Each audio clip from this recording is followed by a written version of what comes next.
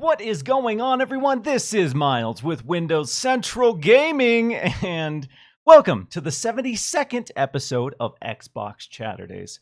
Today, I am stoked to be joined once again by my good pal, Ainsley Bowden of Seasoned Gaming. Ains, how are you doing on this fine Saturday, my dude? I'm good, man. What's happening?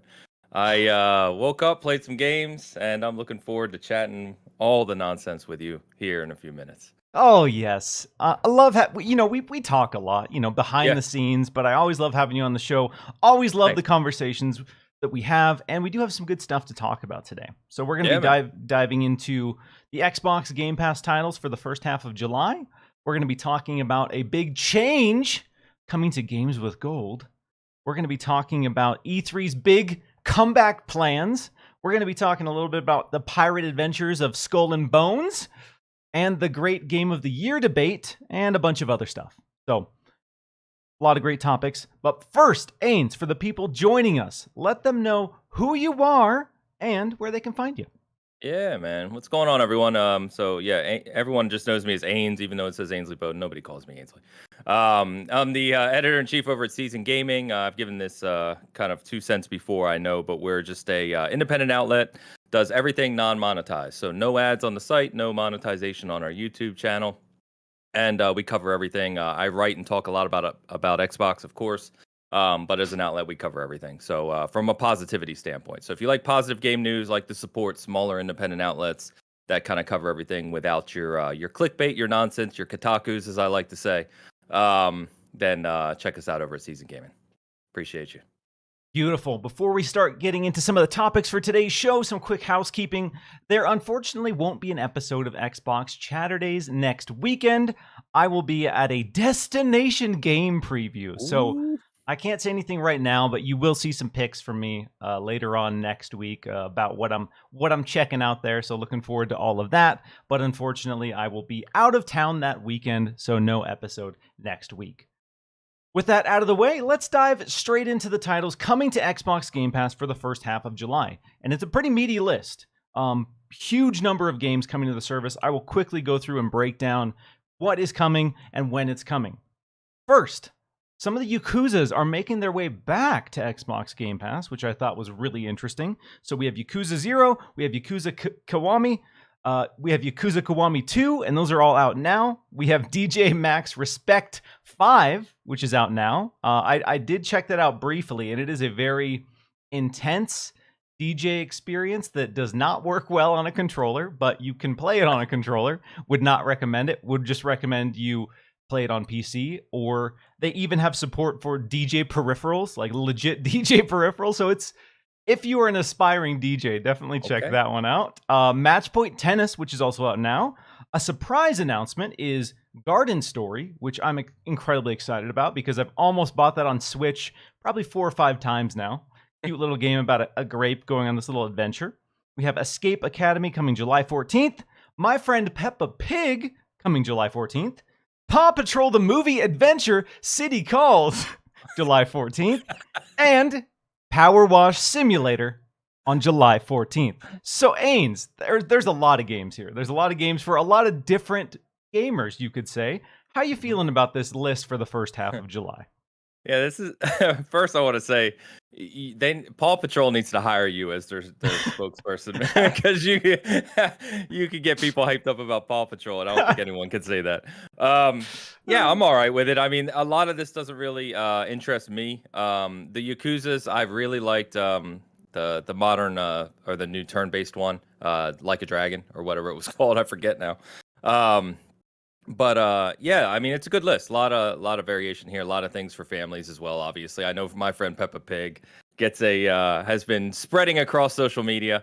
People like that. Funny enough, the only one I've played out of this list, which will interest like all of 2 people, is Matchpoint Tennis. Only because I grew up playing Top Spin and Virtua Tennis and all those classic tennis titles. So I was checking out Matchpoint Tennis the other day. But yeah, man, Game Pass just continues to kind of broaden their offering every month over month, and I think that's kind of amazing, really. Yeah, I think what's really interesting about this selection of games, again, I've talked about this before, but we see a lot of people look at the list like this and say, Paw Patrol, Peppa Pig, that's dumb. I don't want that. And again, what Xbox Game Pass is trying to do is they're trying to have something for everyone. So this list here is very family oriented. Speaking of Kotaku, which you touched on, they had a funny article this week that was basically like Xbox Game Pass is trying to turn you into a dad or something to that effect, talking about Power Wash Simulator.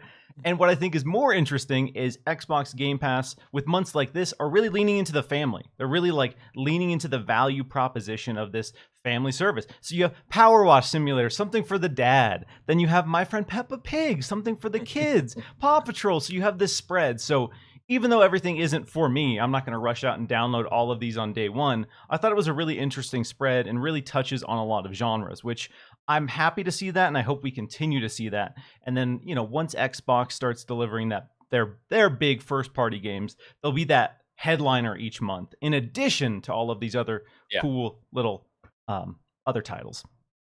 Yeah, I think that's what we're waiting for, right? Is we're waiting to get to that point where Xbox first-party studios is producing games, like you said, a big game kind of every quarter type thing. So you've got the headliner along with all these kind of third-party deals, indie deals, etc. So yeah, I'm excited when we get to that point. But I think they're doing a really good job of kind of filling that gap even prior to that point, right? They continue to find a way to deliver a good kind of breadth of games month over month, which is cool.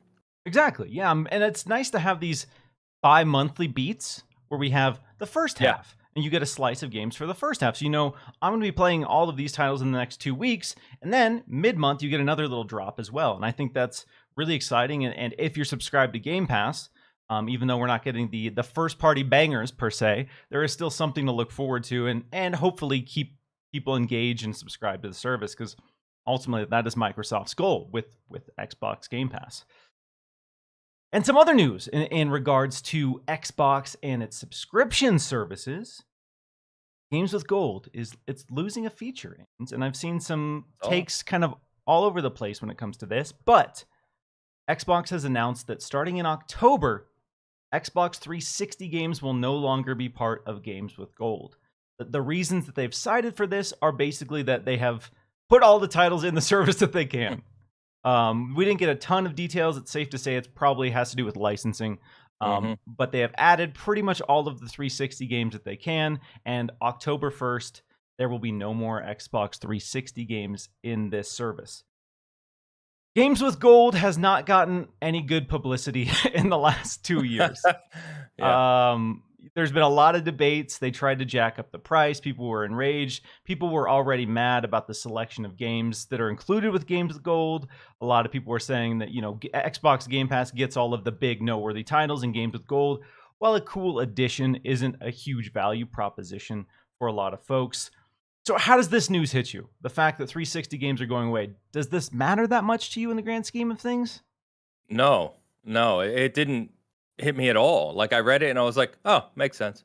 And I moved on with my day. Like, I don't know why this got so much publicity. I mean, I think it's always been cool that they've continued to offer Xbox 360 games, right? And we've talked many times about how Xbox has handled backwards compatibility and supported their back catalog, which is amazing.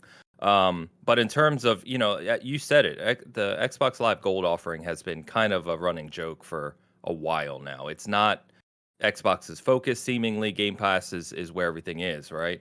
So the fact that they're suddenly announcing that they're going to not give Xbox 360 games, which in theory ended about 2014, 2015, stopped being produced almost a decade ago, doesn't. I don't know why anyone would make a big deal out of that. I'm kind of confused by it, to be honest with you. Like, this wasn't surprising to me even a little bit. Am I weird? Or? It's one of those things where I think it's just compounding for people who already have criticisms of the service. Could be. Yeah. The assumption here is that we will get more Xbox One games, so I don't think they're trying to reduce the number of titles per se that you get in any given month. But one point of distinction that I'll mention here for the legacy players, the people who have been around for a hot minute with Xbox Gold, is that the Xbox 360 titles you own forever. So you don't have to have a subscription to go back and access those titles. Once you have claimed those, you own them forever. Whereas Xbox One games, you can only access while you're subscribed to the service. Again, that's an interesting point of distinction. I don't think it's a huge deal in the grand scheme of things, because if you're playing on Xbox, they force you to pay for gold if you want to play online. So chances are, if you're on that ecosystem, you'll have it anyway. But we got to talk about some other points with gold because, Yeah. again, a lot of people have their criticisms, and I think a lot of the criticisms of games with gold are fair. I've said this before, but I feel like when we look at the current state of Microsoft, when we look at the future of Xbox, games with gold feels dated. They're forward thinking in every other aspect except games with gold. And I think that's really strange. And I understand they're making revenue, and I understand that a company wants to make money. And as much as they go on social media and pretend that they're our buddies, they're not going to just give us free stuff because we complain. Yeah. That's just not the reality of the world. But that being said, two big questions. First, will Xbox Gold be going away? It needs to. I think it needs to. I mean, I know all of us have talked about this almost ad nauseum, right? But like we just said it, right? Game Pass is the future. Game Pass is their focus. Game Pass is literally built into their revenue stream and forecasting, right? For good reason, of course. And I just you kind of have these two fundamentally different offerings to your customers that you just said come from different time periods, right? And it just they need to move away from this antiquated offering over here and put 100% of their eggs instead of 99 of their eggs right into the Game Pass basket. How they do that, we've heard before that it's more complicated than simply turning it off and moving people to Game Pass. Xbox has lightly commented on that. I don't claim to know what those nuance or the context there is, but yeah, I think in my opinion, it's time. They need to just have one offering, do Game Pass, make maybe a more clear distinction between kind of Game Pass Lite and Game Pass Ultimate. I don't know, but yeah, gold itself needs to be sunsetted. Yes, and you bring up an interesting point, which ties into my second question here is, how the team could manage to successfully sunset this program in a way that people don't lose all of their titles, which I think is the big concern, the big question mark. And I've been thinking about this a lot because I've been very vocal about the weird point of contention in Xbox's current plan with gold, where if you go on PC, you go anywhere else, Xbox Gold really isn't a thing. And you get all the same benefits, you get all the same features, you get access to all the same games, but there's not that weird paywall. So gold is this weird barrier for the console audience, which does not align with their consumer first model. It just doesn't. They're at this weird impasse where they're, like you said, trying to figure out how that works. So I've been thinking about it. I've been really racking my brain about how this could work. And here's what I've come up with in terms of, how to sunset the program and how to grandfather everyone in a way that I think will make everyone happy. So first, you get rid of gold. You announce that's going away. Multiplayer is free, whether you're paying or not. In terms of if you have the Xbox 360 games, as I touched on, those are all there. If you have claimed those, you own those forever. Those are all there. When it comes to Xbox One, I think a good compromise here would be if you subscribe to Xbox Game Pass at the base level. That library of titles, that is grandfathered in. Any game that you have claimed with Games with Gold, if you are a paying Game Pass subscriber, that will carry over. And then they could lean into Xbox Game Pass Ultimate perks to continue to add new free games, because these things are already bundled together as it is. So instead of making Games with Gold this service, lean into Xbox Game Pass Ultimate perks to really sell people on the benefits there, because we've seen cool DLC, we've seen subscriptions, but I think it would be easy. Again, I say this without knowing all of the full context. It sounds like it would be easy just to add additional games to the Game Pass Ultimate perks as well. But that's kind of my solution. I don't know if that, again, I'm probably oversimplifying things in a lot of ways, but I think that would be a happy medium that we could finally sunset Xbox Gold and look towards the future of Xbox's platform. Yeah. No, I like it. And I think we're kind of saying similar things, right? You got to lean into Game Pass. Game Pass is your offering first and foremost, and that's your only offering, right? And then you separate Game Pass into two distinct kind of models or two distinct offerings, I guess. Like I said, it doesn't matter what you name it, Light and Ultimate or what have you, or Basic, But yeah, I think the only thing I think that would be interesting is if they offer. So you were mentioning kind of broadening the perk system, and I think they can do a lot more with the perks, like you said. If they start to divide that into unique games, then you start to talk about, okay, Do those stay? You get into all those weird little nuances again. Like, say your ultimate for 6 months, you claim 10 games, and then you go back to basic, right? Do you lose access to all those games? They start to have to figure all that out. Exactly. Um, Yep.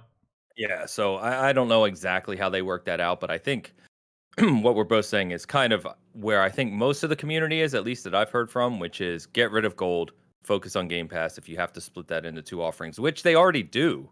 It's just not really well known, right? You can get Game Pass $10 a month right now, which is not ultimate.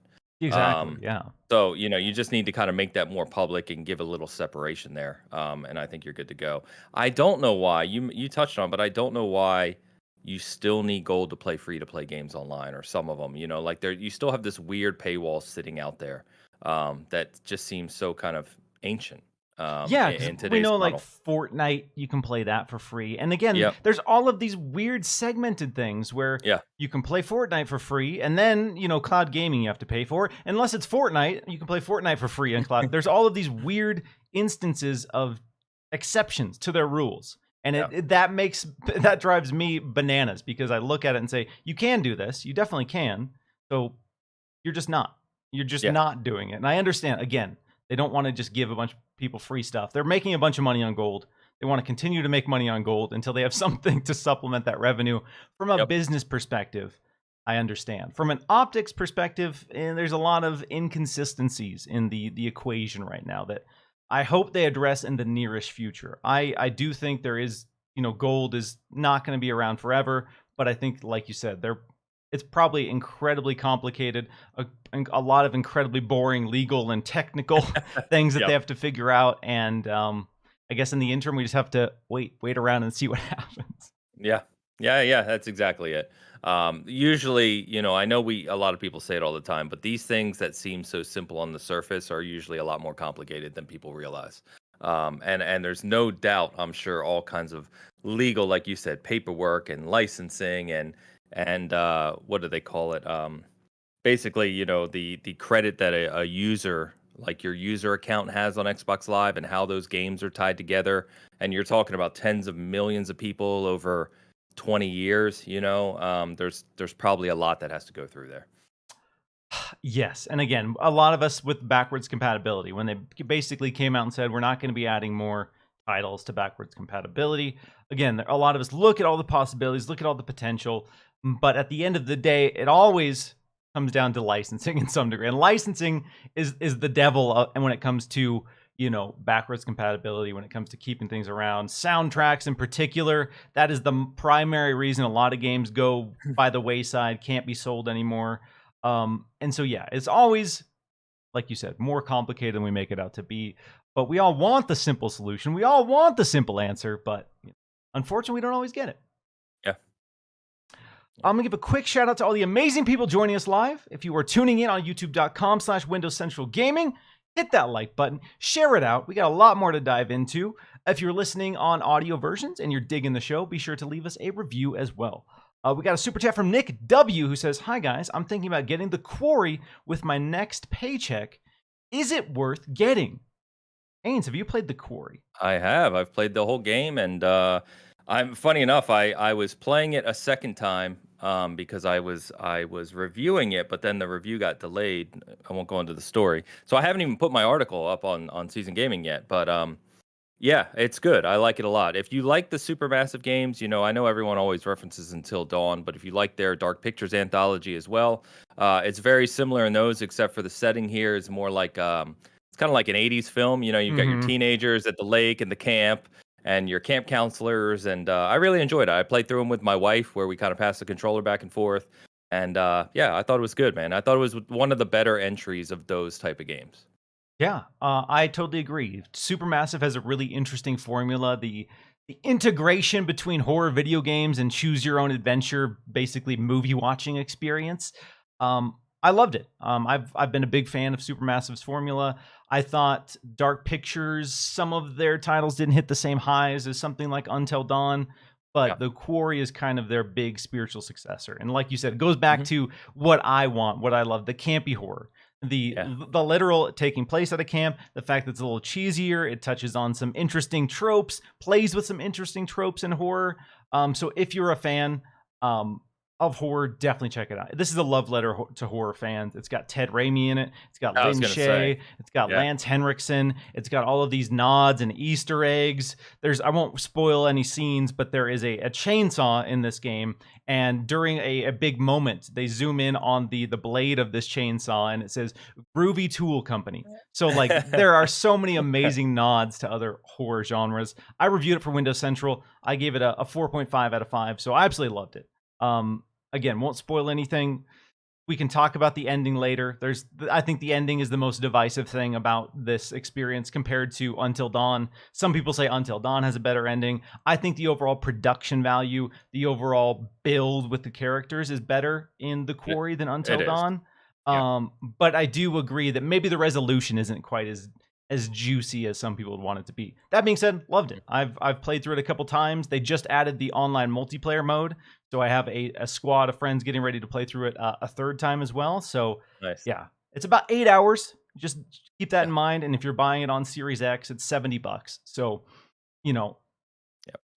might not be worth it for everyone, but for me, totally worth it. No question. Yeah. Yeah, one thing on Until Dawn too. I know that that has always been the game people referred to since last several years now. I went back and played that pretty recently, and it's still fun. It's still cool. I still enjoy it, but it's not like I think the Quarry, to your point, is a better overall produced game. Like I think people still think there's a little nostalgic factor for Until Dawn that I think makes it look or sound better than it actually kind of is in today's world. I went back before I played the Quarry as well to check out Until Dawn, and yeah, it's a lot jankier. It's a lot jankier and a lot uglier than I remember it. Yes. Because I remember being really impressed by the visuals when that first came out, and really impressed by the animations. And then there's a stark contrast between that and the Quarry. So that team has really come a long way with their engine, with their tools. So yeah, there are sequences where you're just staring at these characters, and it's like that uncanny valley where it's almost we're getting closer and closer to that photorealistic experience. It's really impressive. Like you can see the pores on their skin. Like it's really that's very highly detailed. It's good. Dino XOW asks, what's the game on the screen? I want to talk about this a bit, Ains, because this game has released to zero fanfare. Zero. Yeah. This game is Arcadegeddon from Ilphonic, the creators of Predator Hunting Grounds and Friday the 13th and a few others. So this is their take on a roguelike. So if you've played Risk of Rain, if you've played Gunfire Reborn, if you've played Dead Cells, it's that loop in a third-person shooter format. Pulling a lot of stylistic inspiration from Fortnite. You have your drip, you got your emotes, you can customize your character. But that being said, I'm a little disappointed that pretty much no one online is talking about this game, because the core gameplay loop and the feel of this game is so good, and it's so fun. I love Risk of Rain 2, for context. Anyone who knows me knows I love a good roguelike. So that foundation is there, and it's built on with over-the-top power-ups, all these great abilities, Sunset Overdrive-inspired weapons, a lot of wacky, quirky, off-the-wall weapons as well. You can play with 4 players. It's got some weird Fall Guys minigame modes as well, but have you checked this out at all?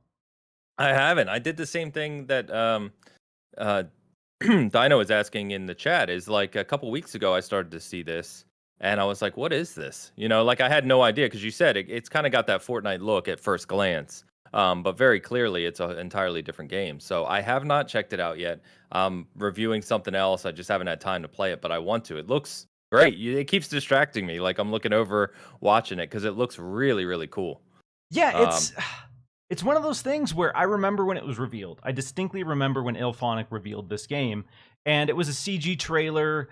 Again, it tapped into that Fortnite energy, the hello, how do you do, fellow kids music. And I remember watching that reveal trailer and going, this isn't for me. I don't know what this is. I'm not sure that I want to know what this is. And then I didn't hear anything. It's been in early access for about a year. But then it launched this past week to zero fanfare. It's in PlayStation Plus, and I haven't seen anyone posting about this online. And so it just kind of came out of nowhere. It was originally thought to be a PlayStation exclusive at one point. but it just kind of came out and no one's been talking about it. I have a few friends that we've been playing it together, having a lot of fun, but Is there co-op? there is, yeah. Yeah, so the Okay. main experience is PvE. PvE with co-op. Sure. You can play Okay. it solo, definitely, and there are some weird, quirky PvP modes, but the core experience is that Risk of Rain loop where you get Yeah. deeper and deeper, and you try to get to, I think 50 is the highest difficulty. I've made it to, I think, difficulty 25, and things Okay. get really chaotic, really, really wild, but it's interesting. And if you like roguelikes, I would recommend checking it out. It's about $30. I've put in 20 hours so far, and I've seen most of the content. Like I said, I still have 25 other difficulties to get to, and maybe there's some wild stuff, but I've seen all the bosses. I've seen everything there. But yeah, Arcadegeddon, definitely worth checking out if you're a fan of Cool. roguelikes. And I'm a little bummed that it's been a very quiet release. Which is a shame because Ilphonic, like, I feel like that's a talented smaller studio that just hasn't found their niche yet or hit yet. Because Friday the 13th had this kind of cult community that loved that game, despite all the Yes. jank, despite the issues, right? That even after they stopped supporting it, people kept playing that game, right? And then they tried to shift over to a big IP with Predator Hunting Grounds, and that fell kind of flat. You know, it just really didn't do much at all. And now it looks like they've created kind of their own take, like you said, on this roguelike co-op, you know, kind of takes some inspiration from other titles, which looks amazing. And from what you're telling me, it plays really well. But like you said, man, I haven't, anecdotally anyway, I haven't seen anyone talking about this game at all. So I hope they find their groove at some point here. I know. And they have Ghostbusters Spirits Unleashed, I think, is potentially Yeah. coming out later this year as well, which is going to be an asymmetrical multiplayer take on Ghostbusters. And I'm curious to see how that lands. But yeah, to your point, they haven't had that big blowout hit. I think Friday the 13th is kind of the closest they've gotten there. And that, again, just the care and attention to detail made a lot of people like myself overlook the jank, overlook the fact that you'd be driving a car and you would just fall through the earth and you would be out of the match. Like some objectively game-breaking bugs we were willing to overlook because of just what the experience was and how great it was when it worked. So yeah, I just wanted to touch on this real quick because even Googling it, even like trying to like look up tips on internet forums and stuff, there's no one's talking about it. No one. And it's, again, it came out of nowhere. I literally was shocked to see it in the Xbox store. I had completely forgotten it was even a thing. Saw it listed, and I was like, oh yeah, isn't this that Fortnite ripoff from Ilphonic? And then I like see it, I'm like, oh, this is a co-op roguelike. Why didn't they stress that in the reveal trailer? But yeah. And that's a popular, like, you know what I mean? It's a popular kind of genre right now. It feels like this could be getting a lot more attention. Who's it published by? Do you know? Not off the top of my head. Not off the top of my head. Yeah, usually that kind of falls to the publisher, which would make me think it's a small publisher. So yeah, I don't know. I'm gonna try it though. I'm downloading it right after the show. There we go. Hit me up if you want to get some co-op in, because you know I'm a seasoned vet now. All right, Ains, we gotta talk about probably the biggest piece of news so far this week, or biggest piece of news this week, and that's E3's big comeback plans. There's been a lot of uncertainty regarding E3 and its future. We even had our pal Jeff Grubb, who made the infamous shirt where he's doing the meme peace sign over the grave of E3. I saw someone. Did you see someone did a meme back to him this week on Twitter where like he was dead and E3 was like over his grave. So yes, E3 has announced that it is coming back for 2023. When it took 2022 off, a lot of people were speculating that maybe that was it. Maybe they didn't have what it takes. They couldn't figure out how to bring it back in a modern landscape. But they have announced a new partner in ReedPop. And you might know ReedPop from their wildly popular gaming event, PAX.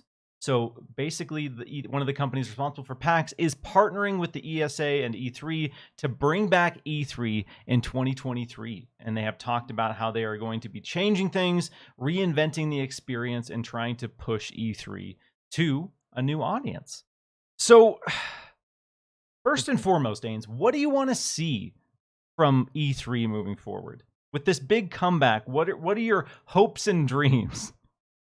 Yeah, so the big thing for E3 is I don't have to go into the the background here that we've all loved E3 since we were kids and watched it. It was always a spectacle, but E3 was a trade show, as we all know, right? It was kind of the industry only, and publishers and devs and media all getting together, once a year. As they moved into, as we know, the last several years, they opened it to the public. It became this kind of weird mix of show. It became overly crowded, and they didn't really kind of make that shift to the public well, right? No. And then obviously the pandemic hits, and we know the rest of the story. So what I really like to see here is really be more similar to PAX, and I think that's why ReedPop is the best choice they could have come up with, that I think we know, for how they move forward, because it does need to be community involvement, right, and public involvement.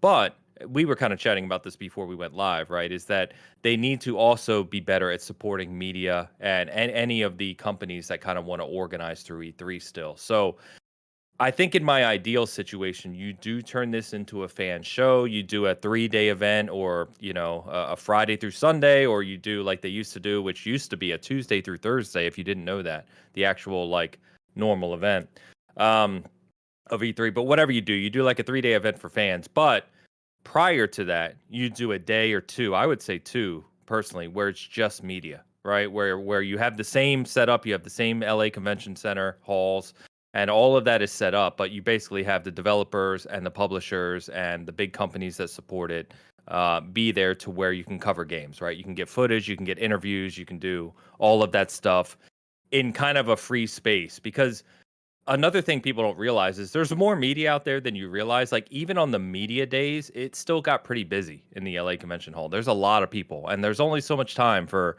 interviews and, taking videos and production, storytelling and all that. So I think have a couple days for media, and then have a dedicated fan show time where everything is set up to better accommodate the fans. And what I mean by that is way more booths to play games, right? Way more spaced out, just better support to support the 10,000, 15, 20,000, however many people you allow in. Because as it was set up previously, you would have booths like Ubisoft or, Square Enix, or these big booths, and they'd have like 8 stations to play a big AAA game, right? And people would wait 2 and 3 and 4 hours to play a game for 10 minutes. And it's like, that's not supportive of your fans. I mean, if you go in there, realistically, you're either not going to play any games, or you're going to play like 2 or 3 big ones, that is. They just need to do that better. So I think, I'll stop there and let you give your thoughts, because I know we're going to talk about other aspects of this too. So, yeah, as you touched on, for a while, E3 for a lot of players and people invested in the community, it was the Christmas of gaming. Everyone got together. They, put their best foot forward, and they really used this opportunity to, have friendly competition in the space and show the world what they were working on all at the same time. And that was exciting. Undeniably, that was really, really exciting. And as we move past the pandemic, as we're living in the midst of whatever comes after, people have figured out in a lot of ways that maybe they don't have to do that anymore. And even though we have Summer Game Fest, which people, have their criticisms of it, a lot of the big players still, show up, bring something to the table. But still, even with that, we're seeing companies like EA, we're seeing companies like Ubisoft just do their own thing. Just have these presences online. So E3 is going to have an uphill battle getting these people back on board with this and fighting for that justification to have this big event. I have faith with ReedPop being involved that it will be fun for the average person, the average gamer who wants to go. Like you said, I went to E3 the first year it was public, and it was kind of miserable. It was way oversold. The lines were unbelievably bad. You were waiting hours to do anything. You were waiting hours to get in. It was not a good experience. It was just not. Like, I understand they're trying to get as many people as possible involved at the convention center to share in these games and check out these games. But as you said, you could be there for 10, 12 hours and you're playing 2 or 3 things. And it was not a great experience. So they're going to have to balance that. I've been to PAX. One of my favorite memories of all time is going to PAX with a group of friends, and this was around a rock band, and they had a giant, massive stage set up with risers, and there was this crowd of hundreds of people, and you could go and you could queue up and get on stage and play Rock Band. So nice. We got to go up on stage and play Master Exploder by Tenacious D in front of hundreds of people, and it was just so good, so hilarious. that's kind of the energy that I want from the community-driven segment of it. But I do agree that I hope they lean into the press aspect of it, because for the people invested in the industry, a lot of what's exciting about this is like seeing what's new for games, hearing what's new for technology, and having those kind of conversations. So I do hope there would be a segment still where it is, media focused, or at least news focused, where there's conferences that detail that, and then open it up to the public, open it up for a few days and let people get their hands on what was shown and what was talked about. And I think if they can balance that right, if they can balance the crowds, and don't make this just like a terrible Disneyland type experience for gamers where we have fast passes. Oh, you don't want to wait in the 2-hour lines? Well, guess what? You can buy a fast pass, which quite frankly, I'm honestly expecting that, really, as this becomes more of like a brand and more of a community centric thing. And it's still going to be exciting, but I think the biggest hurdle they're going to have is getting everyone back on board.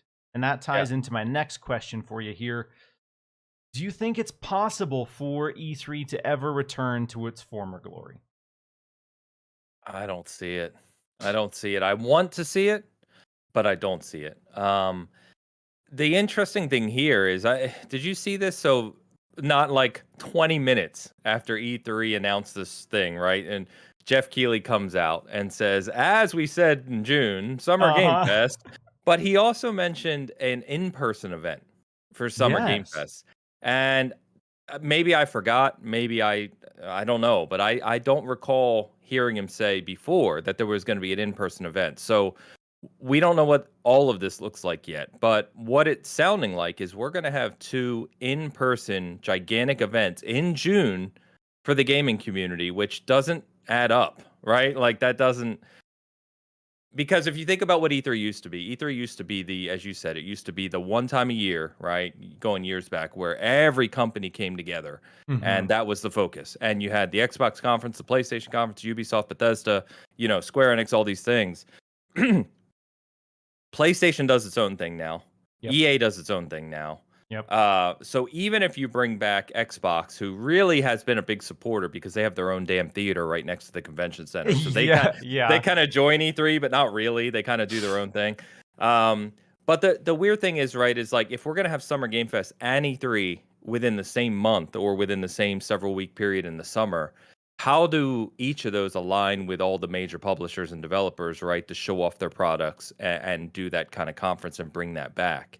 And I don't see how that's ever going to have the same impact as it once did in a focused, centralized place. Now, I would think that if you do this well, both shows could be good. They could both be meaningful. The companies could show up for fans and you could show up and play your games and talk to people and do all that.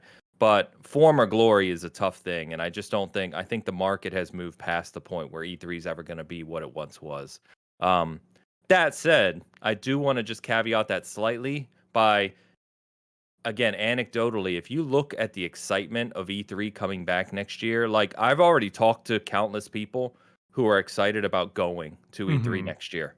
E3's name still holds weight, right? Because so many of us grew up with this just, fascination with E3, and the want to say that you went to an E3 is still there. Like I've already talked to people in England that are going to come over next year to go to E3, and that's not a cheap or short trip. No.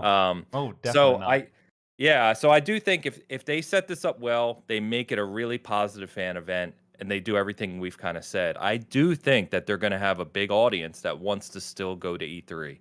But we really need to see what that looks like, and like I said, even more interesting to me, we really need to see what Summer Game Fest looks like as an in-person event, because that's a new thing.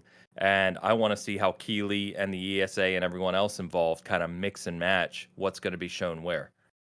Yeah, they're about to be stepping in the Thunderdome, because, I mean, Keighley's been kind of less than subtly dunking on E3 the last few years with Summer Game Fest. And you've had critics say, well, you're not on the same level, blah, blah, blah.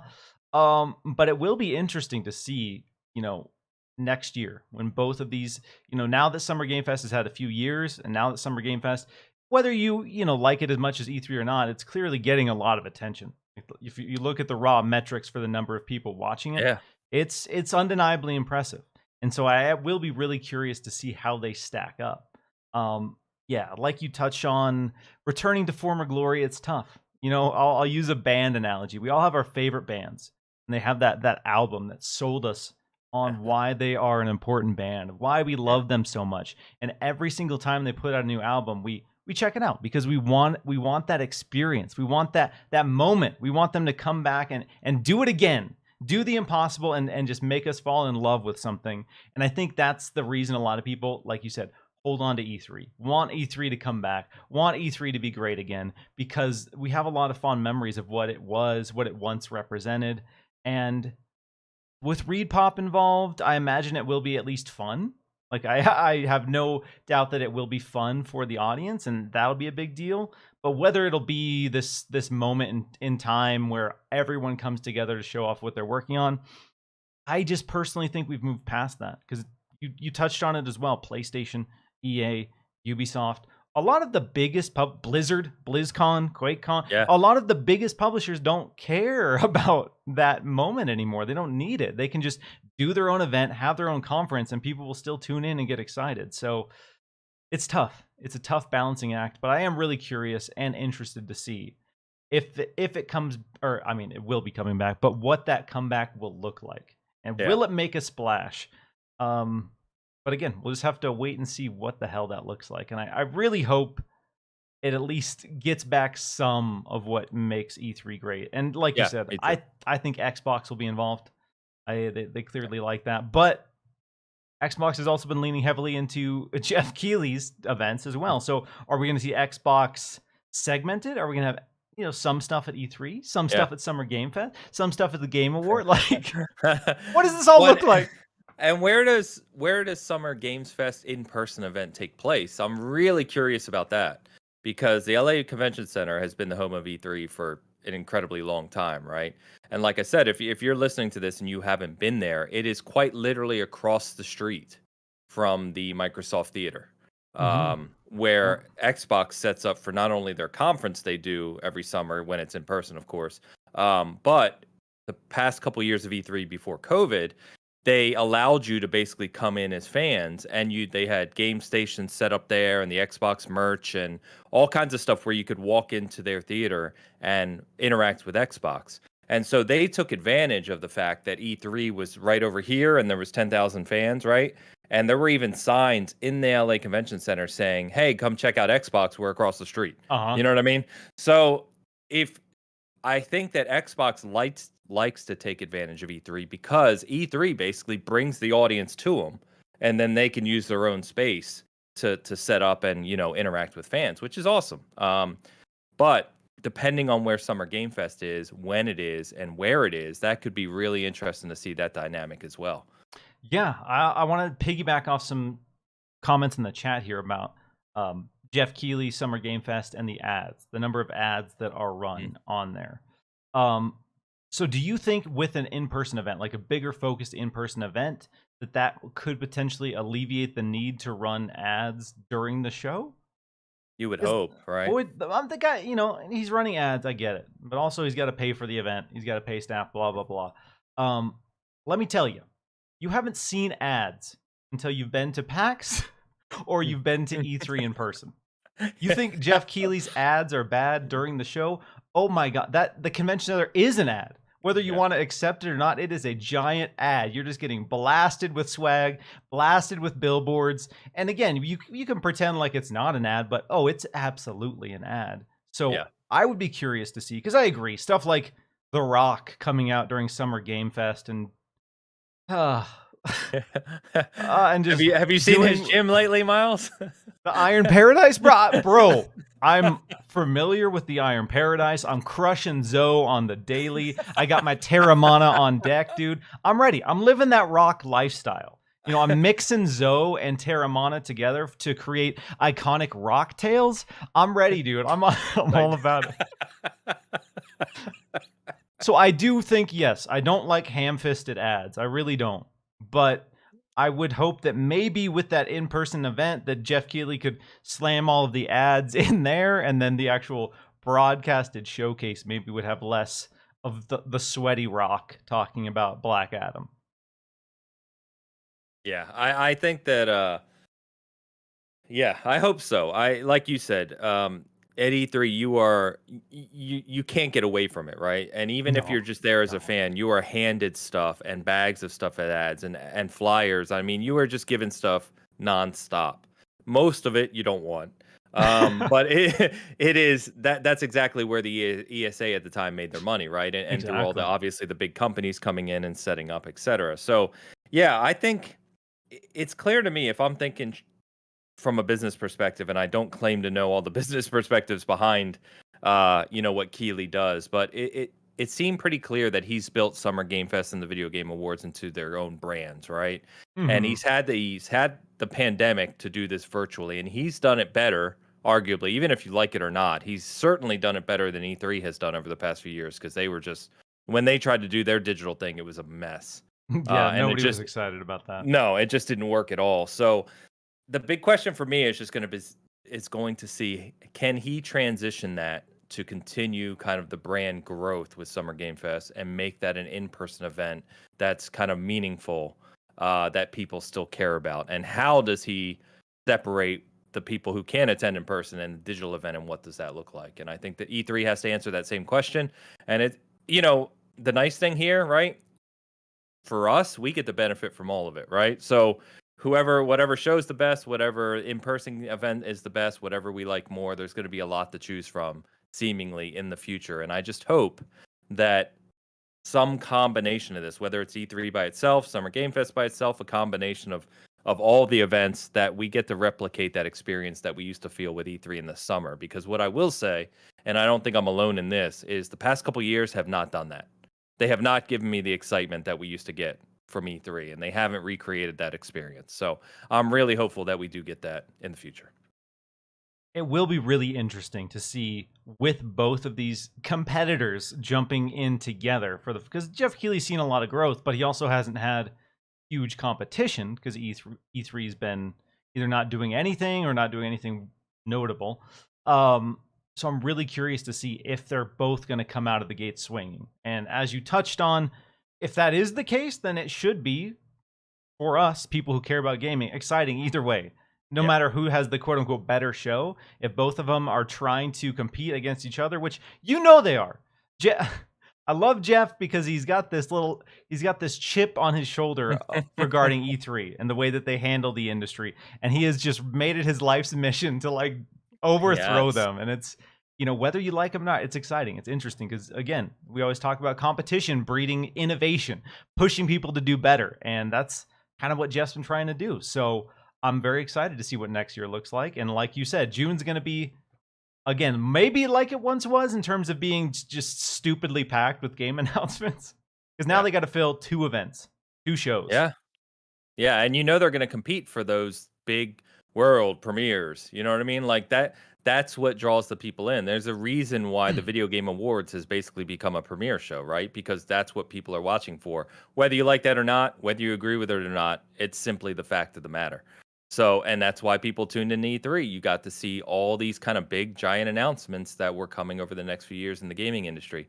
And it's going to be really interesting to see how Keeley and how Reed Pop or ESA or whoever kind of has the final say at E3 kind of decides that. And whether or not the big companies like Xbox, like, PlayStation, all these other companies, right, want to give away their announcements, or whether they'll continue to go down the path of doing them themselves.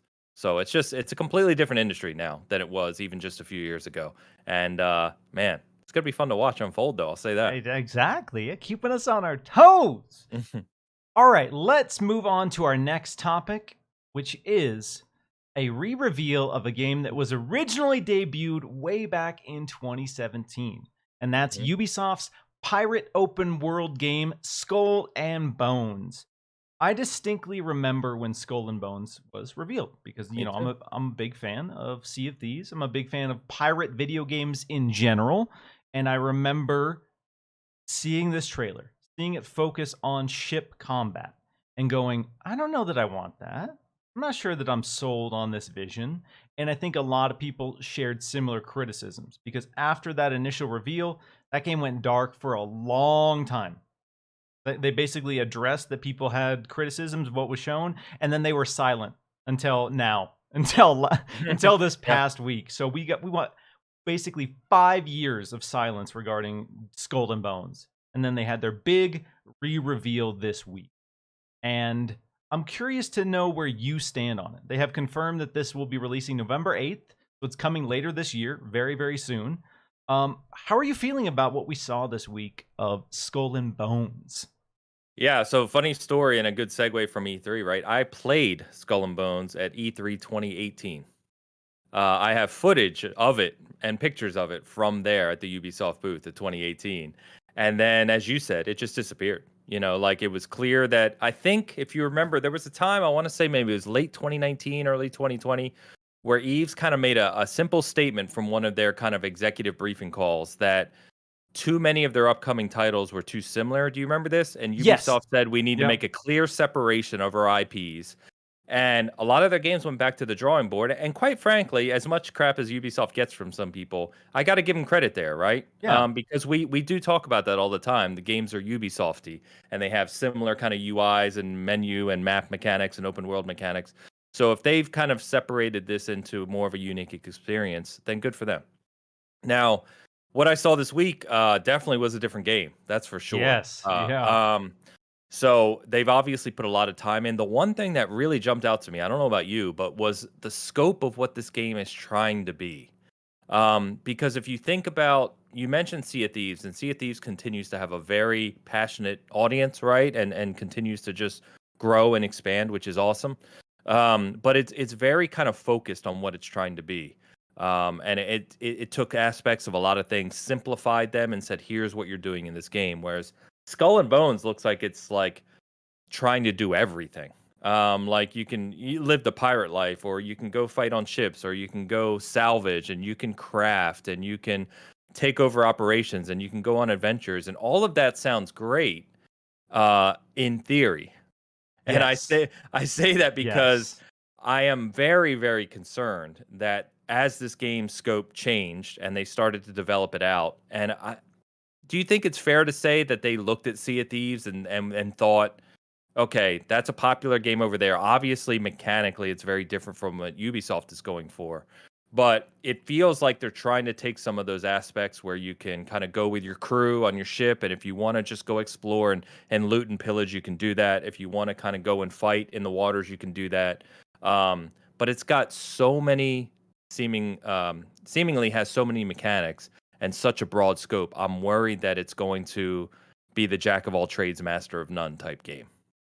That's exactly where I'm at, because Okay. I will say that I watched the initial gameplay trailer, and then I watched the extended, like, I don't know, it's 20 minutes, 30 minutes of just the developers sitting down doing raw gameplay, which I really appreciated, because when I watched the gameplay reveal, I was like, this is all over the place. Like you said, Yeah. they are trying to do it all. They're trying to do everything. You can be out as your pirate at the outposts. You can customize your ship weaponry. You can craft. There's the weird first person like harpoon mechanic where you're stabbing sharks to get meat. You're going up, parking next to trees in your ship and using your ship to like chop down trees on the side of islands. And I'm looking at all of this. I'm looking at everything, and there's a lot going on. Yeah, And it's going to be one of those games for me where I really need to play it before I can say that it is a good loop, because I think they are setting themselves up for being really off-putting to a lot of people, I think, because if they are trying to do everything, I think the beauty of Sea of Thieves is the fact that anyone can pick it up and figure out what to do. It's intuitive. Looking at Skull and Bones, that did not look intuitive. That looked involved. And if you want that big immersive pirate sim, I think it's leaning way more into the sim elements. The stock management, you have to worry about your crew, because if you don't treat them well, there could be a mutiny, and systems like that are interesting. And I will say that this showing of Skull and Bones was way more interesting to me than the first showing. Yeah, way more interesting. I was way happier with what they were trying to do. But that being said, as I saw the extended gameplay and I saw that, oh, you don't actually get out of your ship to fight. There's like a weird cutscene, and it'll show your crewmates boarding another ship, and then it'll cut back to you in the ship. And when you're going to plunder an outpost, oh, you don't actually get out and plunder the outpost. It just shows a cutscene of your crew getting out and plundering the outpost, and then there's a timer while you're fighting like a horde mode. And, as I'm starting to see all of that, those aren't inherently bad to me, but I just wonder, what the overall loop is going to be outside of your traditional go here, gather this, go here, collect this. And again, it is different than a lot of Ubisoft games, but it still inherently had that Ubisoft feel when I looked at the HUD, when I looked at the UI, when I looked at the quests, the challenges, all of those things that are in Ubisoft games 100% of the time were there. And I was like, okay, well, I am going to check it out, but I am leery about the scope of this game. Yeah, me too. Because when you put this on paper, when you say you can plunder, you can customize your ship, you have to worry about mutinies, you have to worry about supplies, you can harvest animals for their resources, you can completely customize all the weaponry, you can completely customize the armor of your ship. When you put all that stuff on paper on a checklist, it sounds really good. But execution will be more important than everything else. And again, just by looking at it, I don't know how to feel quite yet. Yeah. No, we're on the exact same page. The concepts of what they're putting forth here are exciting, but what I saw didn't necessarily kind of give me that feeling that they're going to nail this and nail these aspects. You cover games long enough and you play games long enough, right? And we've been doing this for decades now and kind of really paying close attention to the details of games are shown. And I feel that I've gotten a really good kind of internal barometer of when I look at a game reveal, I can think, okay, this is either going to be good, bad, indifferent, or I can point out things that, you know, I can kind of sense about that game. And as I watch this is exactly what we were both saying, which is, okay, their scope broadened out over the past few years. They thought they brought in kind of concepts and gameplay mechanics from a lot of their titles. It's seeming like everything Ubisoft into one big package and then throwing a pirate skin on top of it.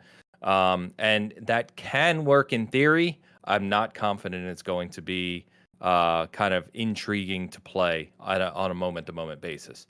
I am excited about like the ship combat. I do like how you kind of deal with merchants and obviously co-op with your friends. That's always the best part to me of these games is just getting on a ship with buddies and going to figure out like that's what's fun about Sea of Thieves. Like I think I've played Sea of Thieves solo one time ever and I got bored within like 20 minutes. It's just not the game for me personally. Whereas when I'm playing with people who know what they're doing and play a lot of Sea of Thieves, it's fun as hell, right? It's just a great experience. So that's kind of what I'm looking for. I don't know. We'll see how it lands. Personally, I would have preferred like Sea of Thieves is a very fun game. Like we already said, it's got a lot of positives going for it, but it is more lighthearted, right? I mean, it goes without saying. It's more of a kind of just fun game, right? Whereas I would have preferred if Skull and Bones kind of take a similar approach in mechanic approach to Sea of Thieves, like run your ship, go check out islands, loot, you know, do these things, but make it like very mature and gritty. And it seems like they kind of are doing that, but I don't know, to your point, like with the cutscenes and what you're actually playing seems disjointed. And that concerns me. So we'll see. I think a lot of people, the people who don't like Sea of Thieves, typically don't like it for a couple of reasons. PvP is a big one, the fact that there's always PvP. So with Skull and Bones, for people who don't know, you can opt into PvE servers. So at least you won't have to worry about PvP for that community. Another big criticism is there's no linear progression in Sea of Thieves. A lot of the progression is tied to your cosmetics, your rank, and all that stuff, but that doesn't affect the gameplay per se. But a lot of people, I think, they want The Witcher, essentially, turned into a pirate game. Yeah, that's like great. That's a good That's example. what everyone wants. That is the dream experience. If you took The Witcher 3 and made that an open world pirate game, like the dark, gritty, high seas adventure, I'd be there day one. Now you got me excited. Yeah, you do that and you give me co-op. Oh, Lord have mercy. So it seems like Skull and Bones tried to lean into that more. They specifically talk about this being darker and grittier in this re-reveal. But to your point, I'll say my biggest complaint, and this just comes from my personal preference, the fact that you are never engaging with the ship, never engaging with islands as your pirate, that is a big miss for me personally. Big miss. Yeah. And when you're playing multiplayer, it's just 4 ships. You just have, if you're playing with 4 players, it's just 4 ships. Like you are still the captain of your ship and you're playing with your buddies and they're the captains of their ship and you just have this fleet, which is cool. And again, I think the ship combat looks great. Seeing the outrageous, like missile launchers, like the Yeah. 14 round missile launchers that they like. Let's go. If ship combat is gonna be the main focus, you better at least make that fun. So seeing that was cool, but the fact that you can only interact with your friends in their pirate form at outposts, I thought was a little lame. Yeah. Lame. Yeah. In fact, I didn't know that. So I watched the 7 or 8 minute gameplay overview that they posted. But I didn't get from that if I'm hearing you correctly, if you go and say me and you play co-op, right? We're gonna each be on our own ship, and like I'm not a character running around where I can just come over and jump on your ship and hang out. And is that what you're saying? Like Yeah. So we're literally again, we're a ship. Like a ship is our character, basically. when they showed the 7 to 8 minute gameplay, I had a lot of questions because to your point, they kind of allude to the fact that you can plunder, you can play co-op, but they didn't detail what that meant. But when I saw them, the developers get together and play, yeah, you started off as your two characters at an outpost, but once you leave the outpost, you're a ship. And for the entire gameplay segment, you're a ship. You've lost me. Yeah, that's where I'm at. Like, me. yeah, that's exactly where I'm at. And again, I think Skull and Bones and Sea of Thieves can exist together, and I think they can be different experiences that appeal to a different audience. But I will need to play Skull and Bones before I say whether or not I am excited. Yeah, me too. Yeah, I don't know. When you said a Witcher 3 in pirate form, yes, make that. Someone make that, please. Because that's really what we all want, is that big open world RPG, but where you're a pirate in the pirate times and you can get on your ship and travel around. Like, how do we not have that? I remember distinctly, I forget what year it was, but there was an MMO, I think it was just called Pirates. Pirates. Yeah. It was just an MMO called Pirates, and I was so excited. Sid Meier, wasn't it? No, this wasn't Sid Meier's Pirates. This was just I forget who made it. It was just an MMO with a generic name like Pirates. Really? But it wasn't Sid Meier's Pirates. It was just called Pirates, and I remember being so excited for this release because it was going to be that. It was going to be the open world, the World of Warcraft, but pirate themed. I was ready, bought it day one. And it was such a letdown. I played it for the first 2 weeks and was like, all right, I'm moving on. Like, this is not what I want. And since then, I've wanted that. And Sea of Thieves does that in a lot of ways. But I think, again, it doesn't have that linear RPG progression that some people want. No. And I hope somebody steps up to the plate and really, really does it. I've played Atlas, which I'm a big fan of Ark. But Atlas was a big miss in a lot of ways. It was not a compelling game.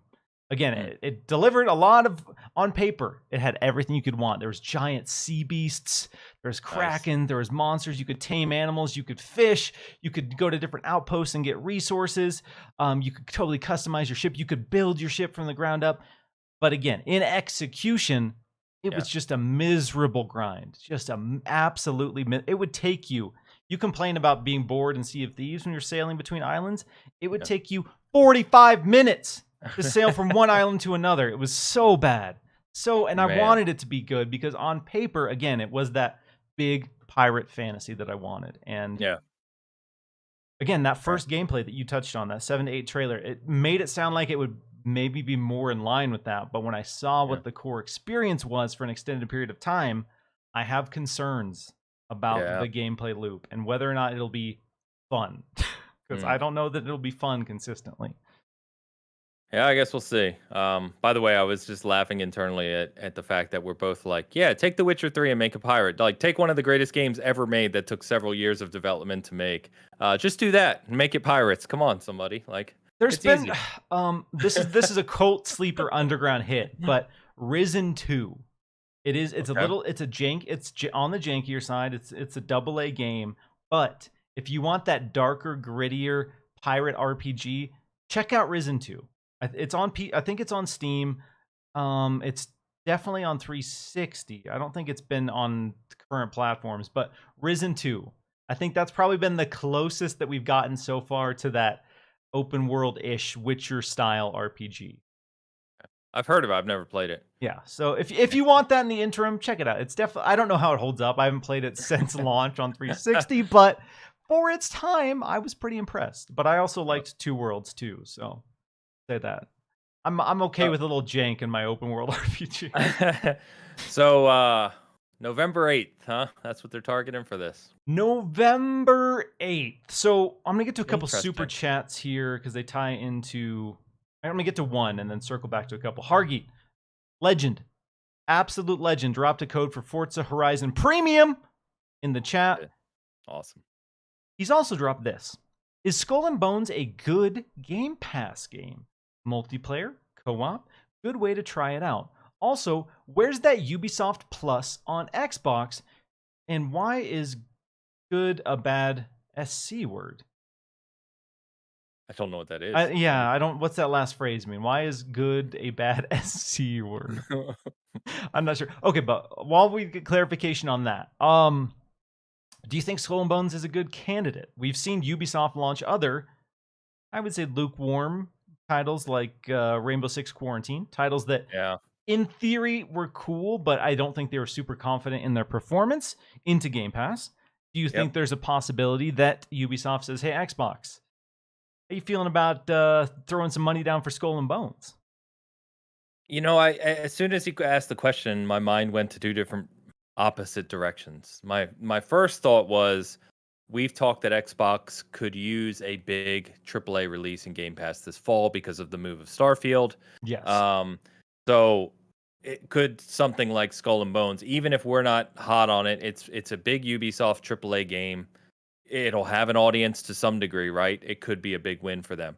Then the other part of my mind thought, as we've already said, this game's been in development for several years. Ubisoft has a lot invested in this. It's a big AAA IP. Mm-hmm.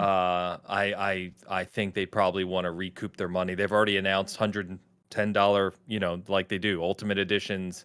I don't see it landing day and date on Game Pass. So I don't know. I think it could be good either way, but yeah, I think it would be good for Xbox, but I don't know if Ubisoft. I think this might be too big for them to not want to kind of capitalize on day one sales. Yeah, this is their big holiday release. This is Ubisoft's big one. So, I mean, like you said, they have all of these different editions.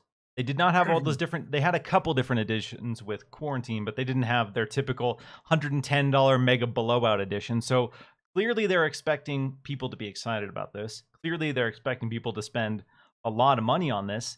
And also worth noting, this is a $70 pop, y'all. This is Ubisoft's rollout of, hey, our big games are $70 now. Yep. And so that was quiet, by the way. That just kind of happened. Yeah, they're setting that precedent. And moving into next year, there's speculation that maybe we see Xbox first party start saying, you know what? Everybody else is doing it. Our games that are only on the current gen and not previous gen, they're going to be $70. Again, with Xbox Game Pass, that alleviates that price, but everyone's inching closer to that $70 price point. We're moving towards that world.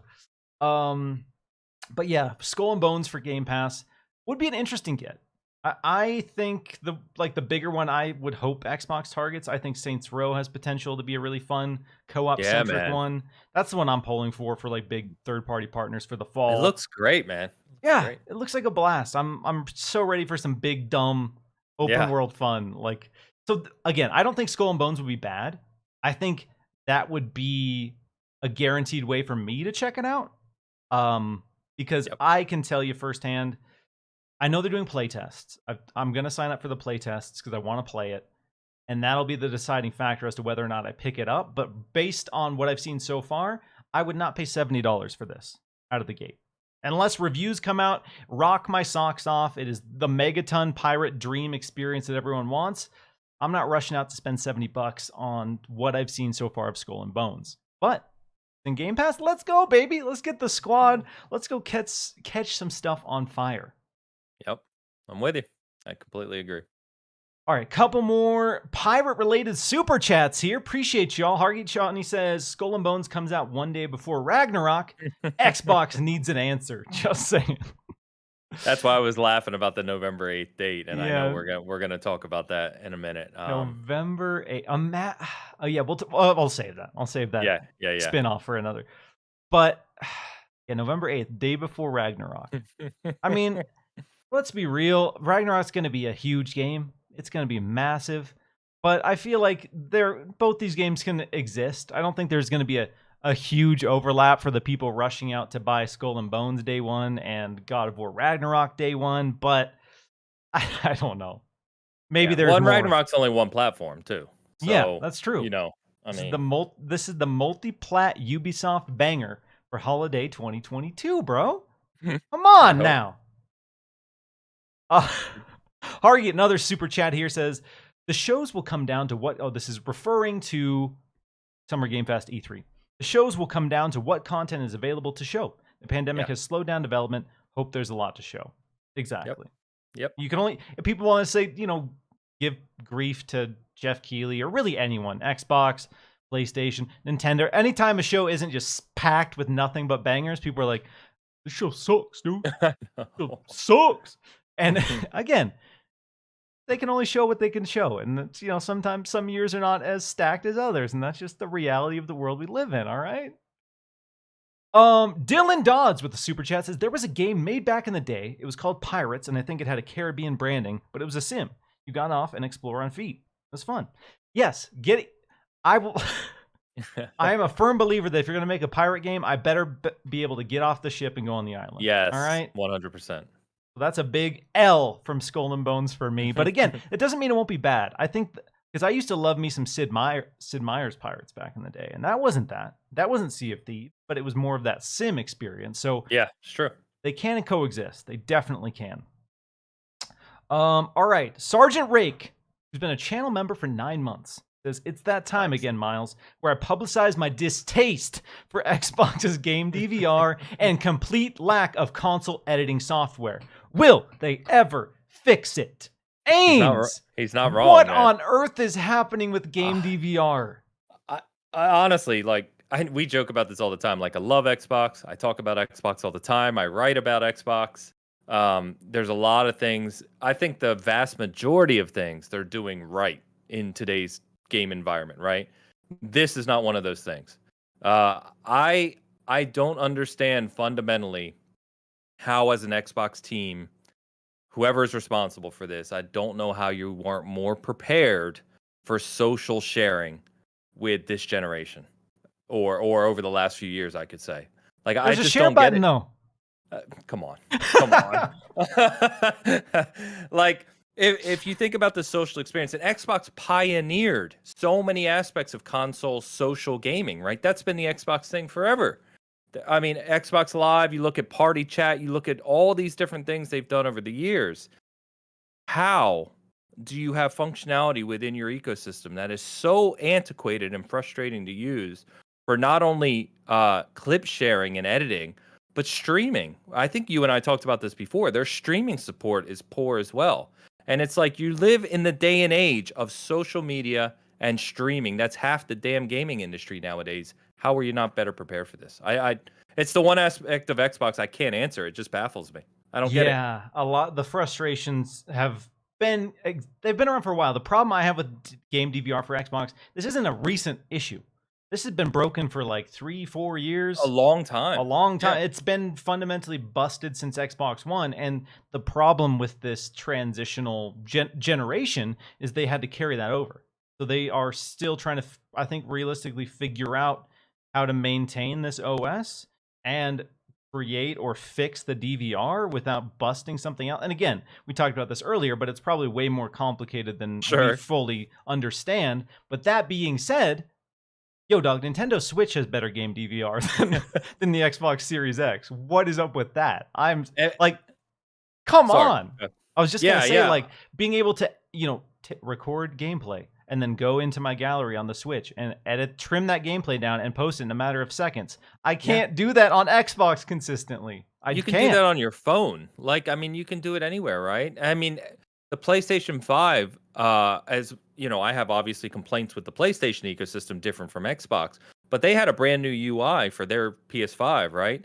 And that, in terms of game editing with their studio, as well as streaming, is so much better than Xbox.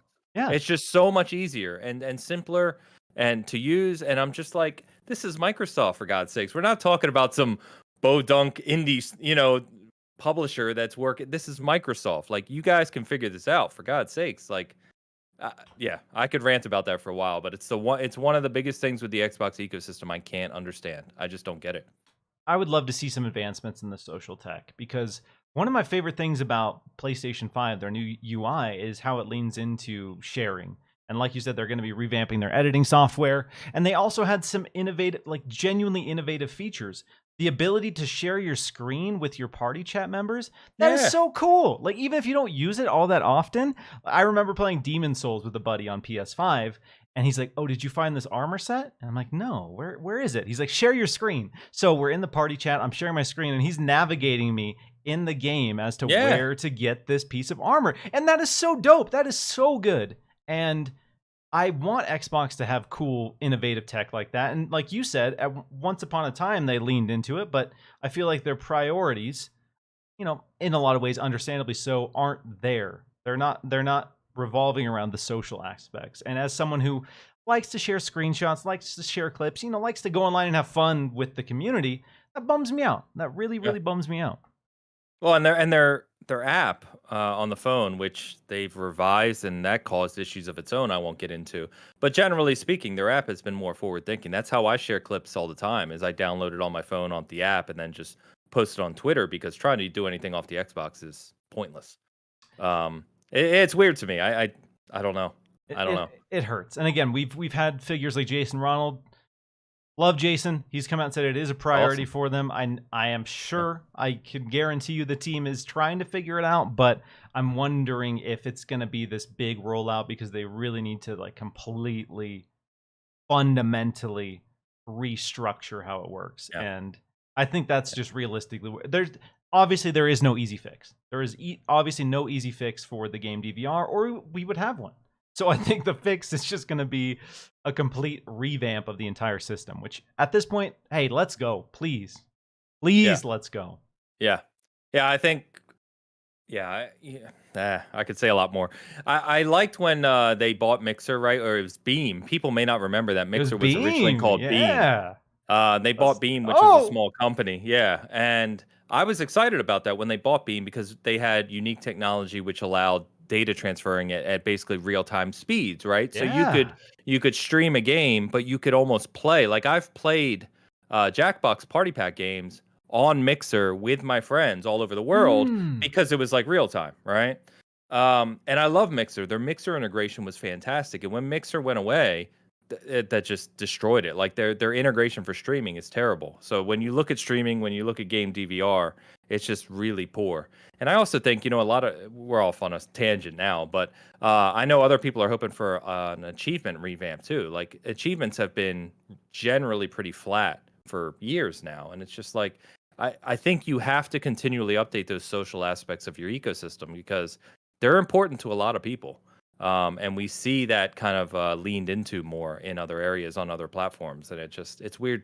It's weird that Xbox is so forward thinking in some things, but so antiquated in others. I know. I'm hoping for the big refresh. A lot of us are, a lot of the legacy fans. And this is a conversation I've had with other folks in the past as well.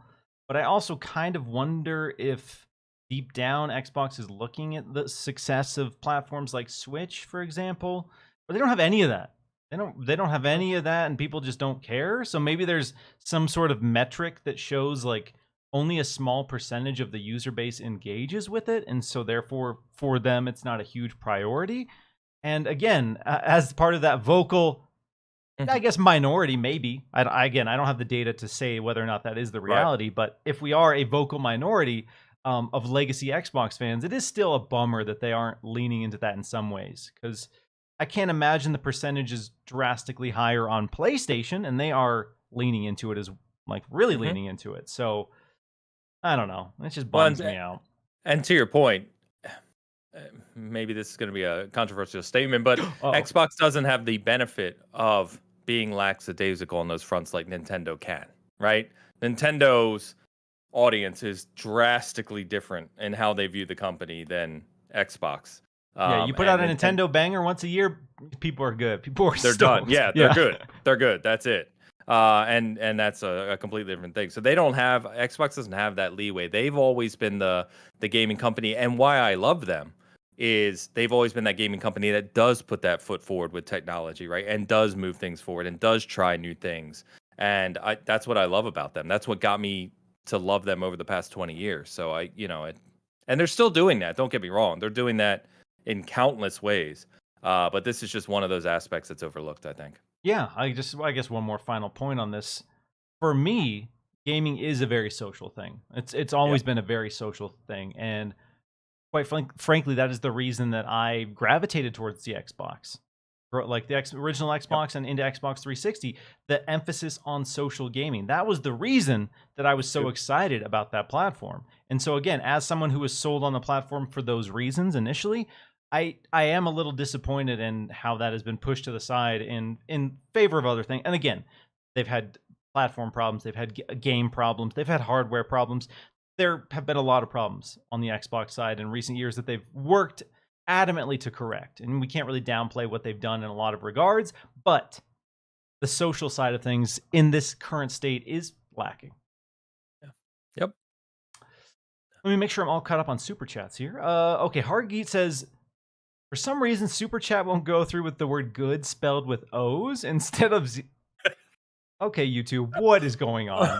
What on earth? So, Hargeet, if you're listening on the audio versions, when I read that last super chat, all of the word good had zeros instead of O's. And now he is saying that is because the YouTube will not let him spell the word good.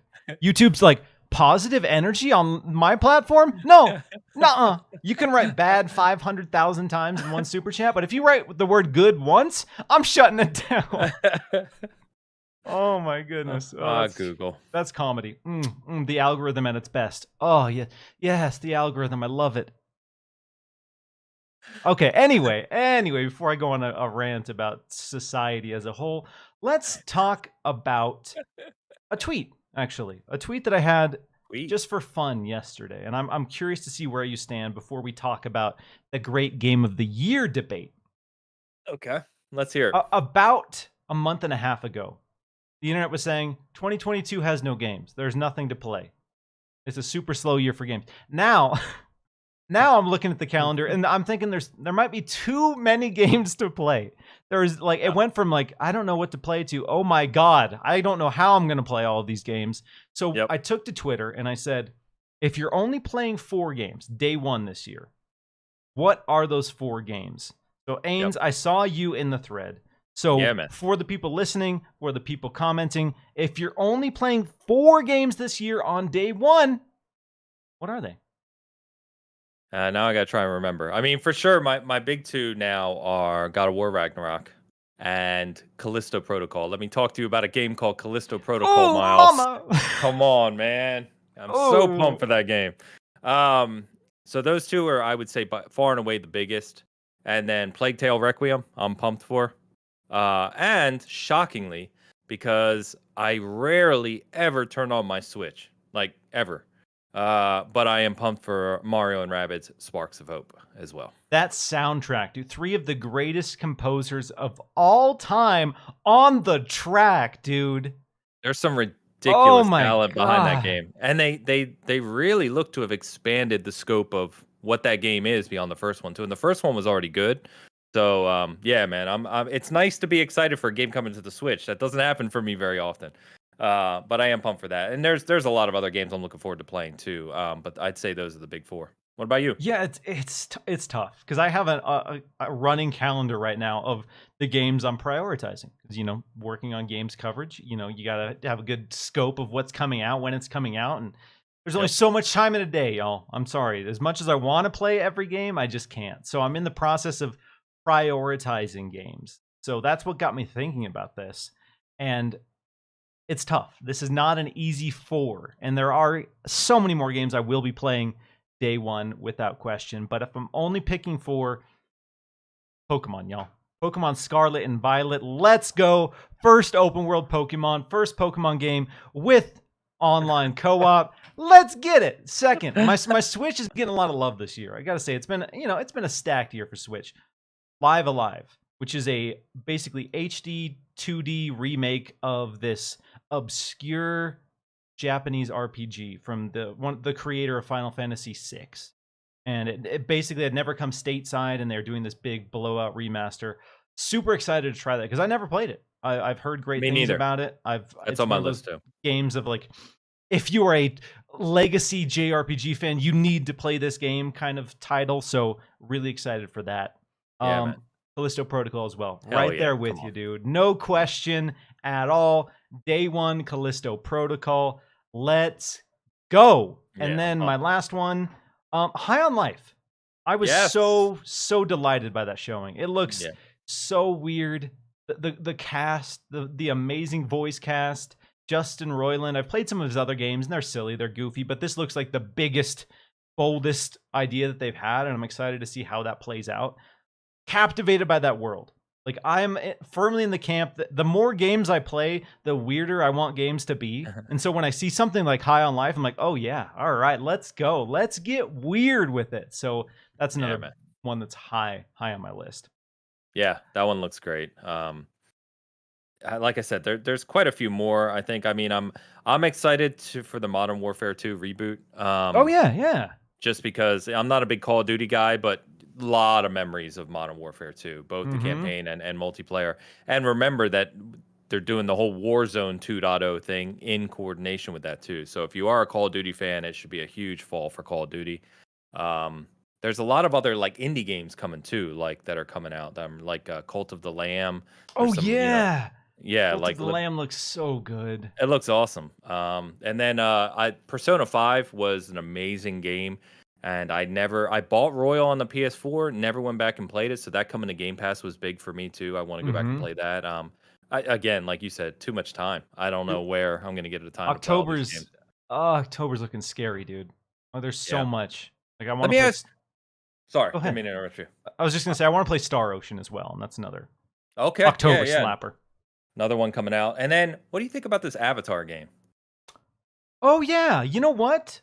I'm really Ubisoft. interested because is that coming 2022 though? Have they confirmed a date on that? They said within a month the movie. So the movie is. Oh, okay. When's the movie coming out? I think the movie's this fall, I thought right? Let's see. Let me Google that real quick. Yeah, Avatar. Is it Shape of Water? No? Am I the only person who didn't expect it to be first person? Like, it looks like Far Cry Avatar, which it's Ubisoft, so who knows? But I'm very curious to see what that game turns out like, because that's been in development for a long, long time as well. Oh yeah, December. Avatar: The Way of Water coming this December. Yeah, that's the big holiday movie. So you know what? Yeah. Avatar is eye candy. Really, really stunning. Really beautiful. That world, like that style of world, to me, that is the video game world that I want to explore. So as much as I'm not really super stoked on the Avatar branding per se, there's no denying that is going to be such a fun sandbox for developers to play around with. All of the creatures, all of the wildlife, everything that they can play with in that world, that has me excited. So to see what they do with that in that space, I'm interested. And a quick throwback to the Avatar licensed game that Ubisoft did for 360. That game was actually pretty damn good. Like for a licensed movie tie-in game, not bad. Got to throw some respect on it. So to see it come back again and have this big budget kind of version of it, I'm curious. So I would definitely check that out as well. Yeah. And then there's no, it still says holiday, but we're supposed to get Hogwarts Legacy too. Oh yeah, Hogwarts Legacy. Yeah, this fall is shaping up to be quite stacked. Yeah, there's a whole bunch more too. Yeah, I'm never one of those that says there's no games to play, or there's too many games to play. There's always too many games to play. It's just I can't keep up. Even in the slow periods, it's crazy. It's out of control. All right, now that we have a lot of these release dates, now that we know what the rest of the year is shaping up to be. The great Game of the Year 2022 debates have begun, because now that God of War Ragnarok has its November 9th release date, which, let's go. I'm glad it's coming this year. I figured it was coming this year. We've seen Quarry teasing a lot of stuff over the last few months, despite some reports and speculation that it might push to 2023, but it's now confirmed. 2022, The Boy Adventure. Part 2 is coming to PS5. And I gotta say, I know, like, there's been the weird conversations with it looking like DLC or whatever, but I think the game looks so damn good. Like Yeah. the showing was so damn good, and like that new CG trailer with the giant with Fenrir, like Yeah. the imagery that they're showing. Oh, dude, come on. Yeah. So Yeah. I that's mean, confirmed. That's gonna be a holiday slapper guaranteed. yeah, 100%. Yeah, the DLC thing is silly to begin with. Like it's the next game, sure. It's a continuation. We're gonna get it's. We've talked about this, right? It's not going to have the same impact, in my opinion, as 2018 did, because 2018 was a full-on reboot, a complete rethink of the franchise, right?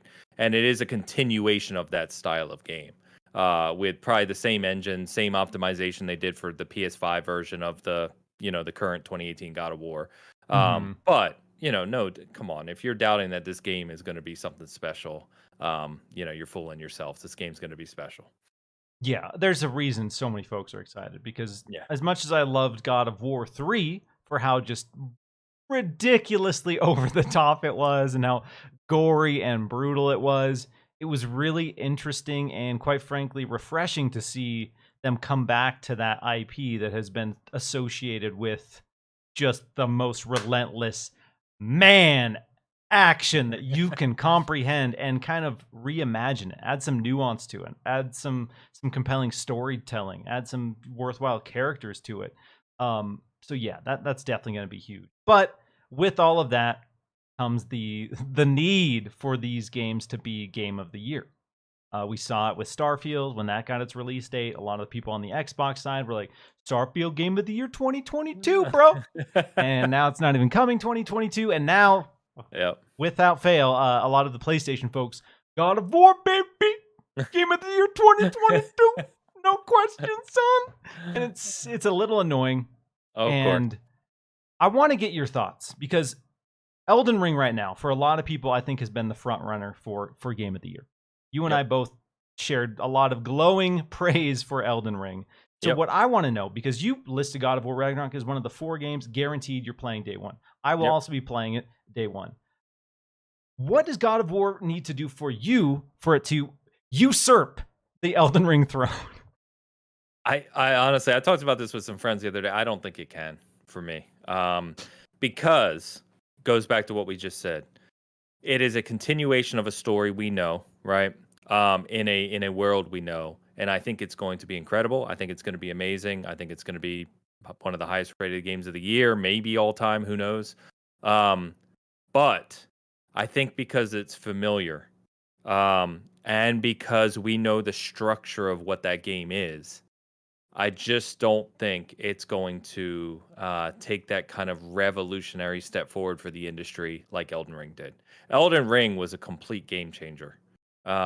It literally became the discourse of the gaming industry for a period of time. And you and I, we both reviewed it. We've played it for hundreds of hours. I think I have 10 days now of playtime. Oh, I'm definitely up there with you. Yeah, for sure. Because I have 4 characters on Xbox and I reviewed it on PC. So, I mean, I just endless time, and I think Elden Ring just moved the bar in so many different ways, from open world design to, storytelling, just so many different things, right? God of War to top that for me would have to be it would have to kind of stick to the formula that we know it's going to be, but it would have to be so damn near perfect and blow me away in so many different ways within that formula to do that, and I just don't see that happening. Believe me, I hope it does. Everyone always wants the best game experience possible, right? I hope God of War blows me away completely, but Elden Ring for me is a game that first playthrough when we were reviewing it, and you remember the conversation offline where we started to say, is this a 10? Like, Yeah. I'm thinking of giving this a 10. Like, I don't see how this can't be a 10. You know what I mean? And it's just one of those.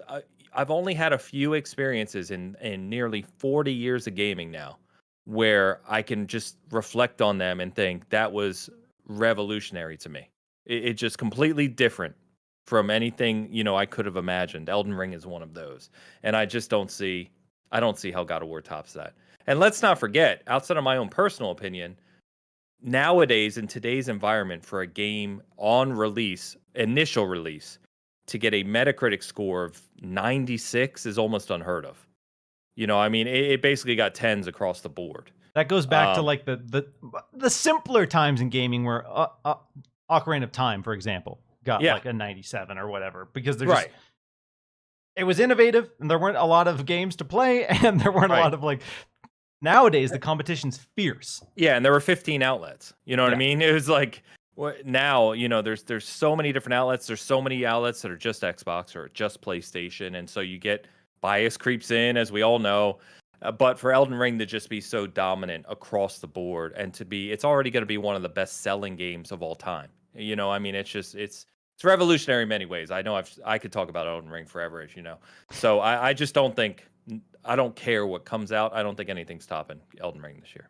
Yeah, it's tough. And again, like, I will preface my take here with the fact that you can have a game of the year, and you don't have to say that, Jeff Keighley's Game Awards pick, that's the game of the year pick. You can have your own game of the year pick. We all can. That's totally fine. How much stake you want to put in someone else's game of the year pick is totally up to you.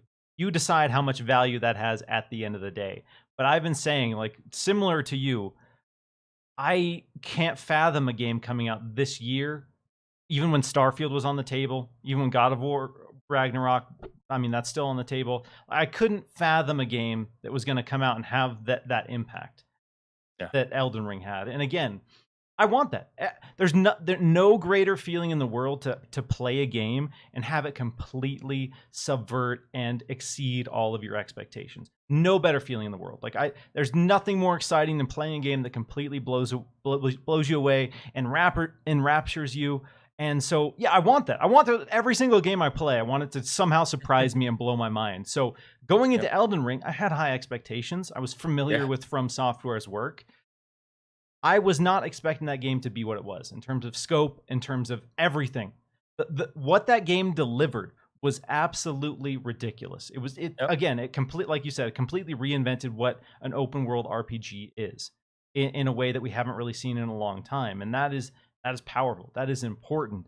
And it's one of those games that I immediately jumped back into. I've almost never in my life beat a 100+ hour open world game and said, let's do it again, baby. Let's dive that has pretty much never happened. And I've done that 3 times with Elden Ring, and I'm going to do it more. And so it's hard to say and hard to imagine that any game is going to top that for me. And like you said, a lot of people feel the same way. The conversations, the amount of energy and the amount of time that game was on the top sellers list, and the amount of time that game was top played on Steam, like so many factors showed you that this game wasn't just some niche hit that only critics love. This game had this huge appeal for a huge number of players. And so I'm really curious to see what the conversations look like later this year. And I am really curious and hopeful to see if there's, a contender that steps toe to toe. Because I think so far I can confidently say there's nothing that has released this year that's come close to Elden Ring for me. No, nothing. No, there's other games I've loved so far this year. And I think it goes without saying, when you're talking about game of the year, that God of War Ragnarok will be the game that, the biggest contender to challenge it, right? It was the big controversy. I don't know if it's a controversy is the right word, but there was Red Dead Redemption 2, which for a lot of people was a masterpiece, and then God of War. And guess who won? Red Dead 2 got robbed. Guess who won, baby? Guess who won the game and again, so people were like saying that a lot of people expected Red Dead Redemption 2 to be the clear front runner, and then God of War won. So now some people are saying, well, maybe God of War can come out and step into the ring with Elden Ring. I think so there's 2 things. One is when we talk game of the year, I think a lot of people are talking about the video game awards nowadays, right? Which I think is what we're referring to here, because there's plenty of other game of the year awards that can win from big outlets and everything else. But in terms of the video game awards, I think the other thing that's interesting, and I'm sure you saw this too, is that God of War is releasing on the exact same day as Forza Horizon 5 did last year. And Forza Horizon 5 was not eligible for Game of the Year last year. So the question is, releasing on November 9th, when the date for submission for Game of the Year has to be November 4th, I think I read from Keighley's show. I don't even know if God of War will be eligible until next year. Well, there's technically. that I guess we can dive into that because there's been a lot of passionate takes regarding that. Of course. Because yes, there was a lot of controversy regarding Forza Horizon 5 last year not being nominated for Game one of of the them. Year. I'm one of them. That game Amazing deserved it. Amazing game. Yeah, I don't disagree. And so there was basically reports saying that the 5th was the cutoff, and then Jeff Keighley came out and said the 19th was the cutoff after the fact, or that voting started on the 5th, but the actual deadline was the 19th. And so now Jeff Keighley has come out this year and said that the deadline for sure is the 19th. And so people are now going back and saying, well, then why wasn't Forza nominated for Game of the Year? Even Forza won, what was the best sports game? Yeah, they do racing and sports together, which is mind-boggling to me, especially as a racing fan. That angers me to no end, but we'll leave that alone.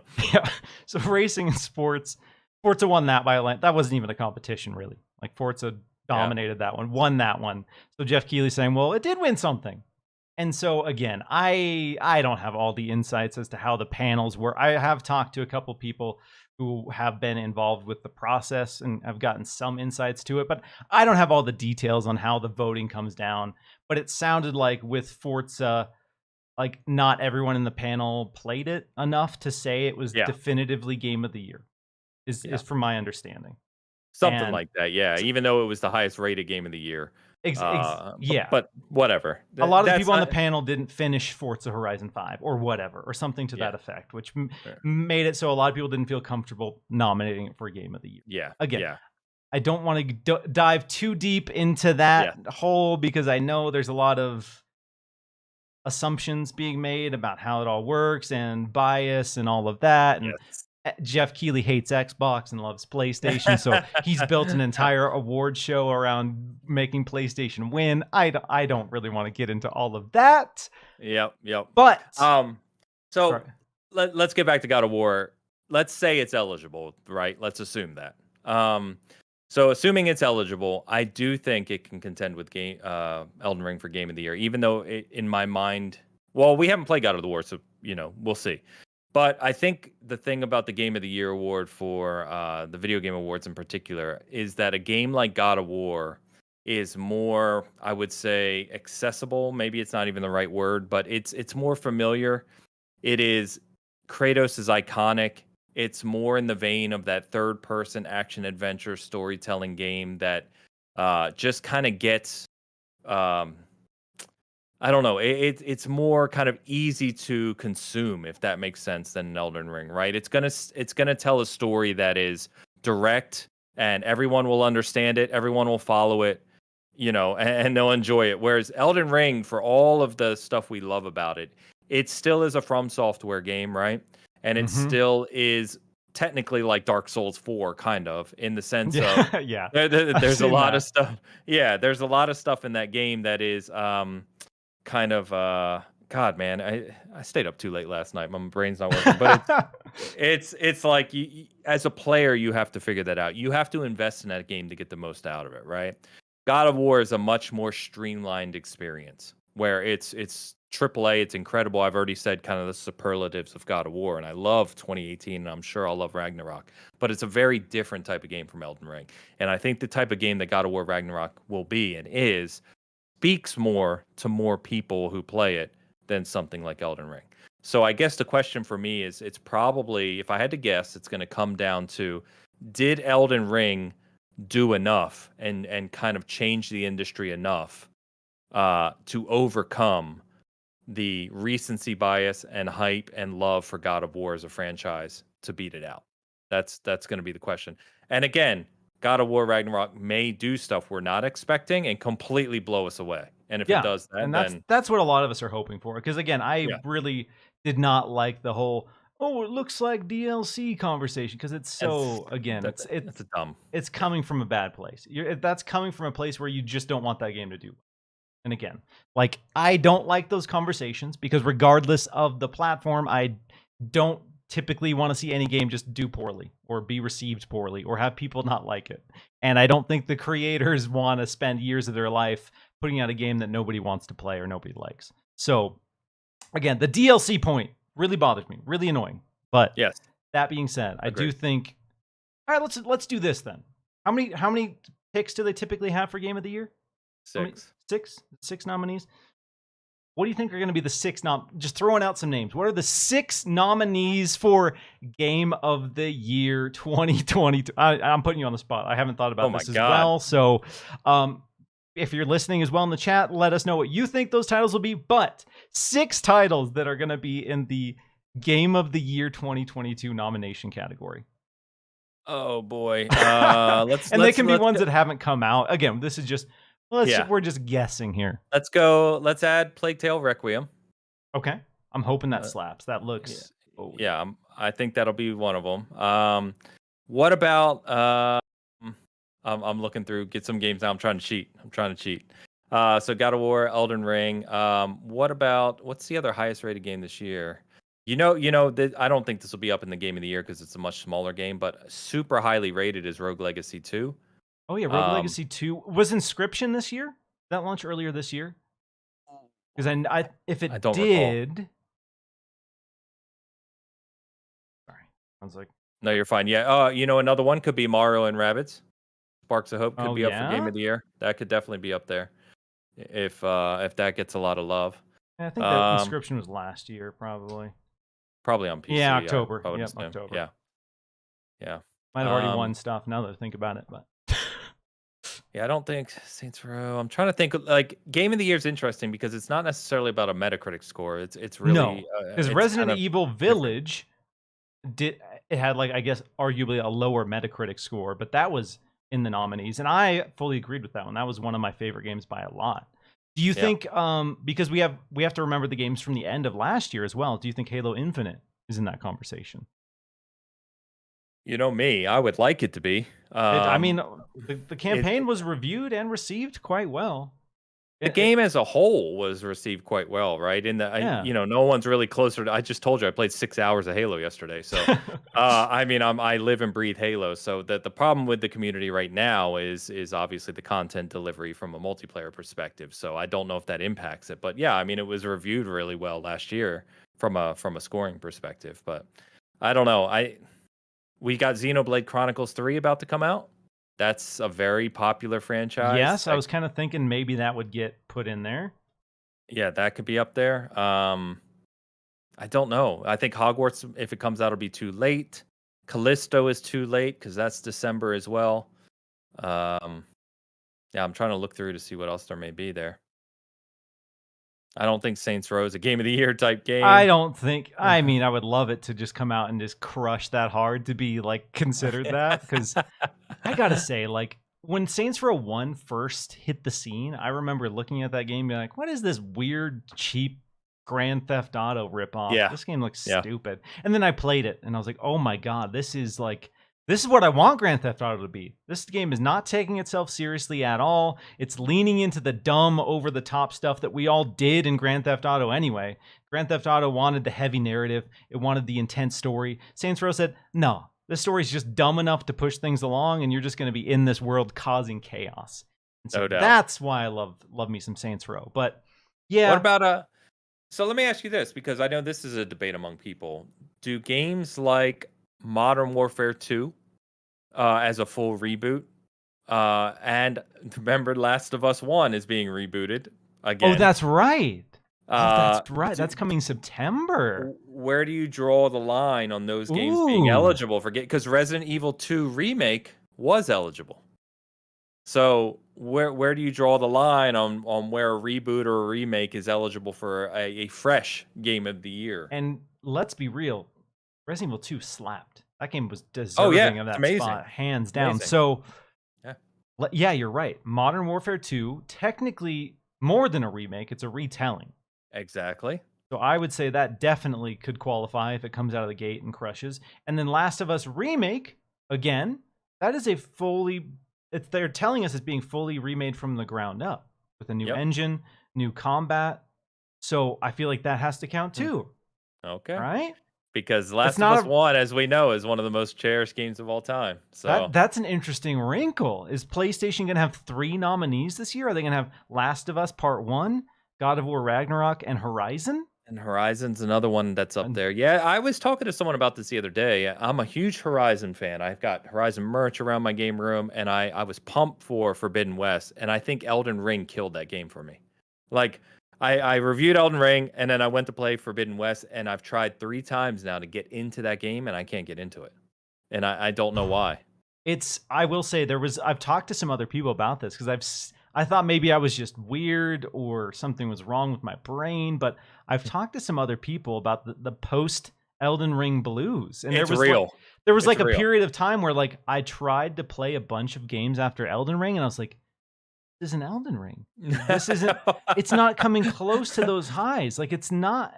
It's not." And it was like this weird depressive point where I was like, I couldn't get into games for a few weeks. Like I just couldn't find anything that grabbed me. I found some stuff since, but yeah, that was a real thing. So yeah, 100%. So yeah, so we said 6, right? So let's think. Let's assume they allow Last of Us. Okay, so I'll take that as 1. Last of Us, Elden Ring, God of War, Horizon, Plague Tale. There's got to be one indie darling. There has to be. Oh, what if? Oh, this is a big one. I was going to mention today. What if Hollow Knight releases this year? Hollow Knight Silk Song. Oh yeah. So we know it's coming in the next 11 months as we're talking today, but they still don't have a release date. I don't know because that is a chair. You know, the community for that game is through the roof. Ready for that. We've had some amazing indie titles. Nobody Saves the World. Love that Good game. One. Tunic, another one people are really high on. So I feel like there's got to be the one big indie standout this year.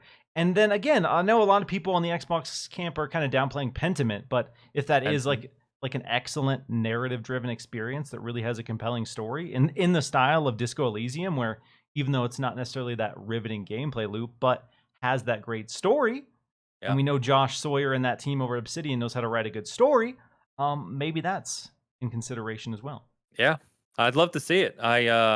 I'm one of those that when I was watching I don't know about you, I was watching the conference live, right, and live reacting to it, and I was like, what is this? It didn't do much for me. And then I went back and I watched the gameplay demo with Obsidian on it, and I was like, oh, this looks pretty cool, man. I can dig this. So, yeah, we'll see. I'm excited. By the way, 9Live says clear winner is Bug Snacks. I think that's fair. You know, I reviewed Bug Snacks for Windows Central, and I know that game got memed on by a lot of the Xbox fans because it was a PlayStation exclusive at the time, and people were like, this looks stupid, this looks cartoony. Yeah.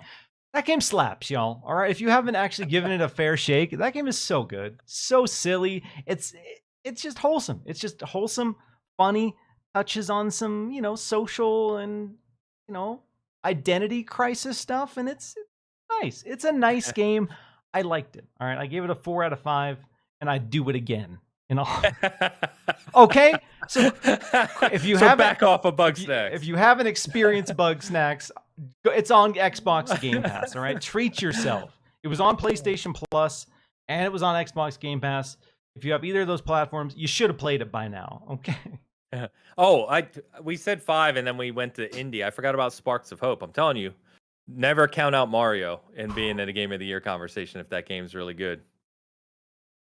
Pokemon Scarlet and Violet, that comes out well after the cut, or that comes out like at the cutoff, so that won't be there.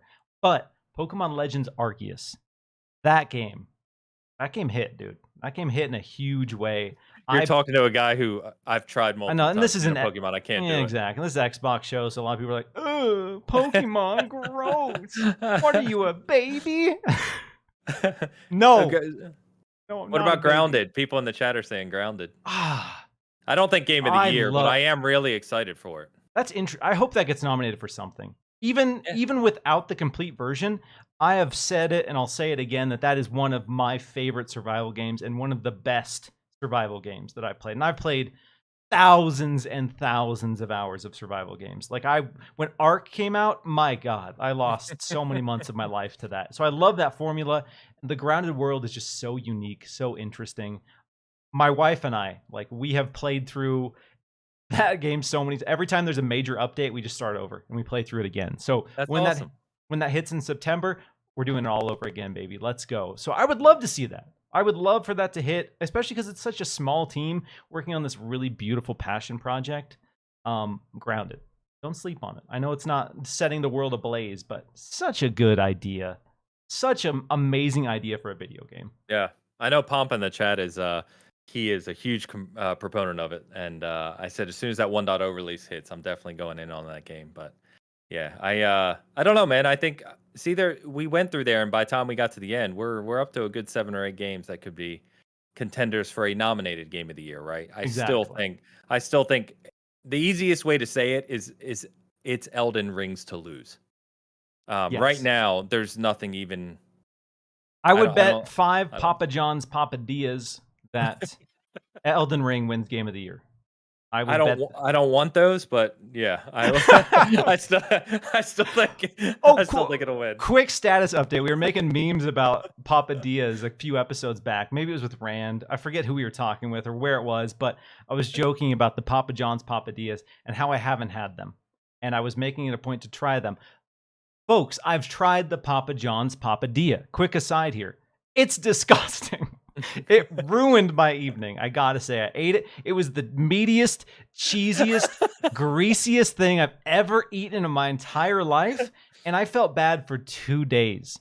I felt like that destroyed my gut biome. My entire body was trying to like come to terms with what was in it and trying to figure out how to save itself. My God. Do not recommend. Papa John's Papadillas, 0 stars out of 5. 0. Anyway, let's get to some super chats here. Jeremy G says, bad. So, yeah, proving my theory right. You can super chat bad infinite times, but YouTube will not let you super chat the word good. If you want a conspiracy, there's one. There's one for you. There you go. There you go. There's Pampa. Miles, have you had a chance to play Madison? Also, what game are you guys looking forward to more, Callisto or Dead Space Remake? I'll start with the first question. I am currently playing through Madison. I put up a preview over on Windows Central. I like it quite a bit. There are bugs, though. The Xbox version, when you get an achievement sometimes, it just closes. The game just turns off. So that's an issue. That's being addressed. They reached out to me. And then shortly after they reached out to me about that issue, I was playing, and sure enough, boop, just turned off. And I was like, okay, cool. That's fun. I haven't lost any progress, but it is annoying. But the overall experience, really, really interesting. All right, Callisto Protocol or Dead Space? What are you more hyped for? Callisto, bar none. All right, same. Yeah. In fact, Callisto is making me less hyped for Dead Space. You're not lying. Yeah, because I think so. First, of course, we know what Dead Space is, right? And even remaking it, it doesn't look up to the kind of modern or kind of fidelity of Callisto. Callisto looks to be pushing that bar forward, of what we expect out of that. Plus, it's a brand new experience, and if you're unaware of how talented the team is at striking distance and who's making Callisto Protocol, look it up, because there's a reason that we're so excited for that game. That game is going to be. I'll be shocked if that game's not incredible. I'm excited for both. Don't get me wrong. I will be playing both. The reason I'm so excited about Callisto Protocol is because I love Dead Space. And I've been very vocal about the fact that I don't like the way that EA treated Visceral. I don't like how that whole saga played out, and the fact that Visceral came out, put out 3 amazing Dead Space games. 3, less amazing as a horror game, but still a good co-op game. And then was like, all right, peace. Make a Battlefield that nobody's going to like, and then we're going to shut you down. I'm like, my God, dude. Yeah. You did them dirty, and I don't like that. So to see them come out and hopefully supersede the efforts of Dead Space, and just for the juicy drama, I love the fact that Callisto Protocol is coming out the month before the Dead Space remake. As what I hope is just a, hey, F you, EA, like, we're putting this out, and we're going to eat your lunch a little bit. And so that's going to force EA to really have to deliver with that remake. And again, I'm excited for both, but I am far more excited for Callisto Protocol. Yeah, agreed. I'm catching up on Super Chats. Y'all been killing it. Hargate Chani says, will we see Halo Infinite at the Game Awards this year? Possibly even a Game of the Year nomination. Elden Ring is already winning Game of the Year. We touched on this a little bit. Do you think Halo has a chance at all to be in the Game of the Year? I think it And has a chance to be nominated. Yeah, I don't think it has a chance to win. And I think it may win, or it may be in a few other categories, right? Because there's tons of different categories. So I think you'll see Halo Infinite at the Game Awards, regardless of the ongoing conversation within the community about content delivery and stuff. I mean, if you just look at the like you said, the campaign, the initial delivery of that game was very well received. So yeah, I think it'll be there. It's not going to win Game of the Year. No. I'll tell you what Halo Infinite is not going to win, and that's the best ongoing game category. That's true. Yeah, it's not going to win that. But yeah. I do think we'll see Halo Infinite nominated for at least a couple categories. I really do. Again, like you touched on, the initial launch of that game was really, really genuinely great in a lot of regards. And again, the conversations have not been positive in recent months, and that's a separate conversation. But I do think Halo is still Infinite of some nominations. Whether it'll be the actual game of the year or if it'll be best multiplayer or whatever, I don't know for sure, but I expect it to be nominated in a few categories. Yep. RG Chani says Ragnarok, Horizon Forbidden West, GT7, Last of Us Remake, Stray, and maybe they'll allow Elden Ring as Game of the Year nominees. Stray, I'm excited for that. That game looks just weird enough to get me going. You know, the concept of just playing as a cat, and the latest trailer showcasing this dark, almost dystopian horror element. Like, everyone in this world is running from the cat. Now I'm curious to see what the overarching mystery drama of this world is, because is the cat a villain? Is the cat a sign of, like, the end times? Like, why is everyone running from the cat? You know, you're supposed to go up and pet cats, but what's going on here? So, yeah, I'm excited for that. I like that as the cat they showed yesterday that you can walk up and scratch walls. Like, oh yeah, let's go. Lean into the cat mechanics, all right? Yeah, I don't really know what Stray is. Like, I'm intrigued enough. I want to play it. It looks cool, but I don't really know kind of what they're going for there. We'll find out. So let's do it. That's coming up this month, right? A couple weeks? Yeah, 2 weeks? Couple weeks. We get quite a few things this month actually, which are cool. We got Hot Wheels coming. Hot Wheels, yeah. I missed out on, because I didn't really start playing Forza Horizon until 4, so I did not get to experience Forza Horizon 3 Hot Wheels. So I'm ready. I'm ready for Forza Horizon 5 Hot Wheels, because I was so excited about the Lego expansion for 4, but it was okay. It didn't do much for me. It had cool environments, but you didn't have any tracks. There were no Lego tracks really, and that's what I want. I want the big Hot Wheels track. So let's go. We got Live Alive, Xenoblade Chronicles 3, Digimon Survive. If you're a JRPG fan, this month is kind of dumb, to be honest. I don't know why on earth they're releasing that many in the same month, but yeah, it is what it is. Live Alive, I'm really interested in checking out. I actually forgot about that until you were posting about it the other day. And I was like, holy crap, I forgot that was coming. I really want to check that out because I got my Steam Deck a few days ago, finally. Yeah. And one of the first things I bought was the Final Fantasy Pixel Remaster Collection. Just because I adore the classic, JRPGs from the 8 and 16-bit era. So, yeah, I need to check that out, man.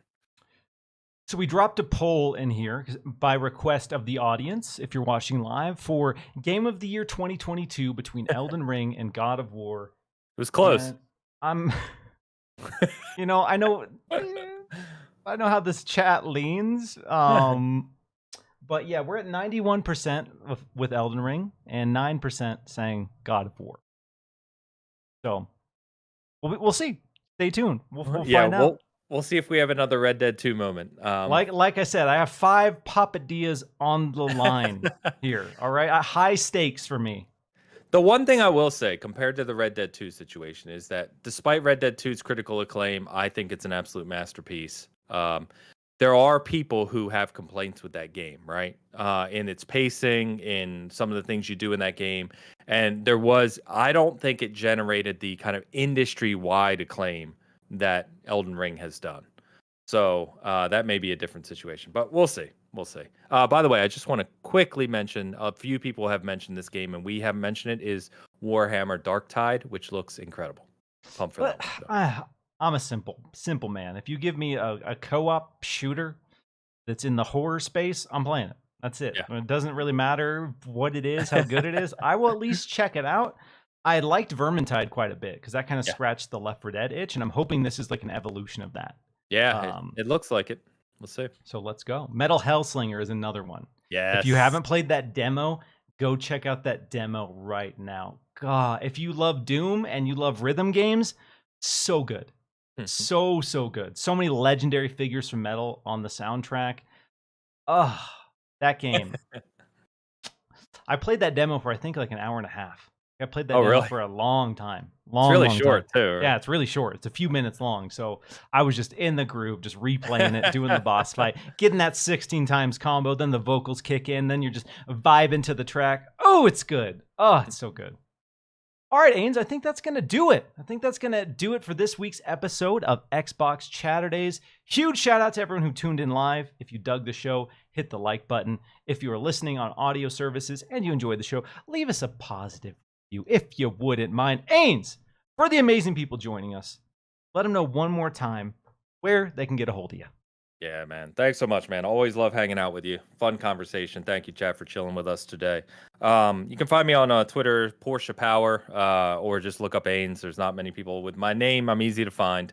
And then, like I said, you should check us out over at Season Gaming. We cover everything. We do cover a lot of Xbox. Like I said, I talk a lot of Xbox and write a lot about it. But we do cover everything, and it's all from a non-biased, non-monetized standpoint. So if you enjoy kind of independent gaming coverage, check out the channel, check out the site. I would greatly appreciate it. And we do a weekly live show with every Sunday morning, which Miles has been a part of. You know, we've had a lot of guests over there, but really a lot of growth over there on the Bigcast lately. And, you know, I think it's a pretty unique show in what we talk about and how we talk about things. So if you like that, you like live shows, check us out Sunday mornings, 11 a.m. Eastern. That's it, man. Thank you so much. Yeah, Love being on. If you guys enjoyed Ains on this show, make sure you go show the dude some love. Again, him and I talk a lot behind the scenes. Great dude. Love talking with him. Love what he's doing over there. Thanks. And appreciate you coming on, my man. Thanks, brother. Appreciate that. And one more time, if you didn't catch us at the top of the show, there will not be an episode next week as I will be at a game preview. But yeah, look forward to catching up with you the week after, and I'll have a new game to talk about. So nice. Take care and have a great weekend, everybody.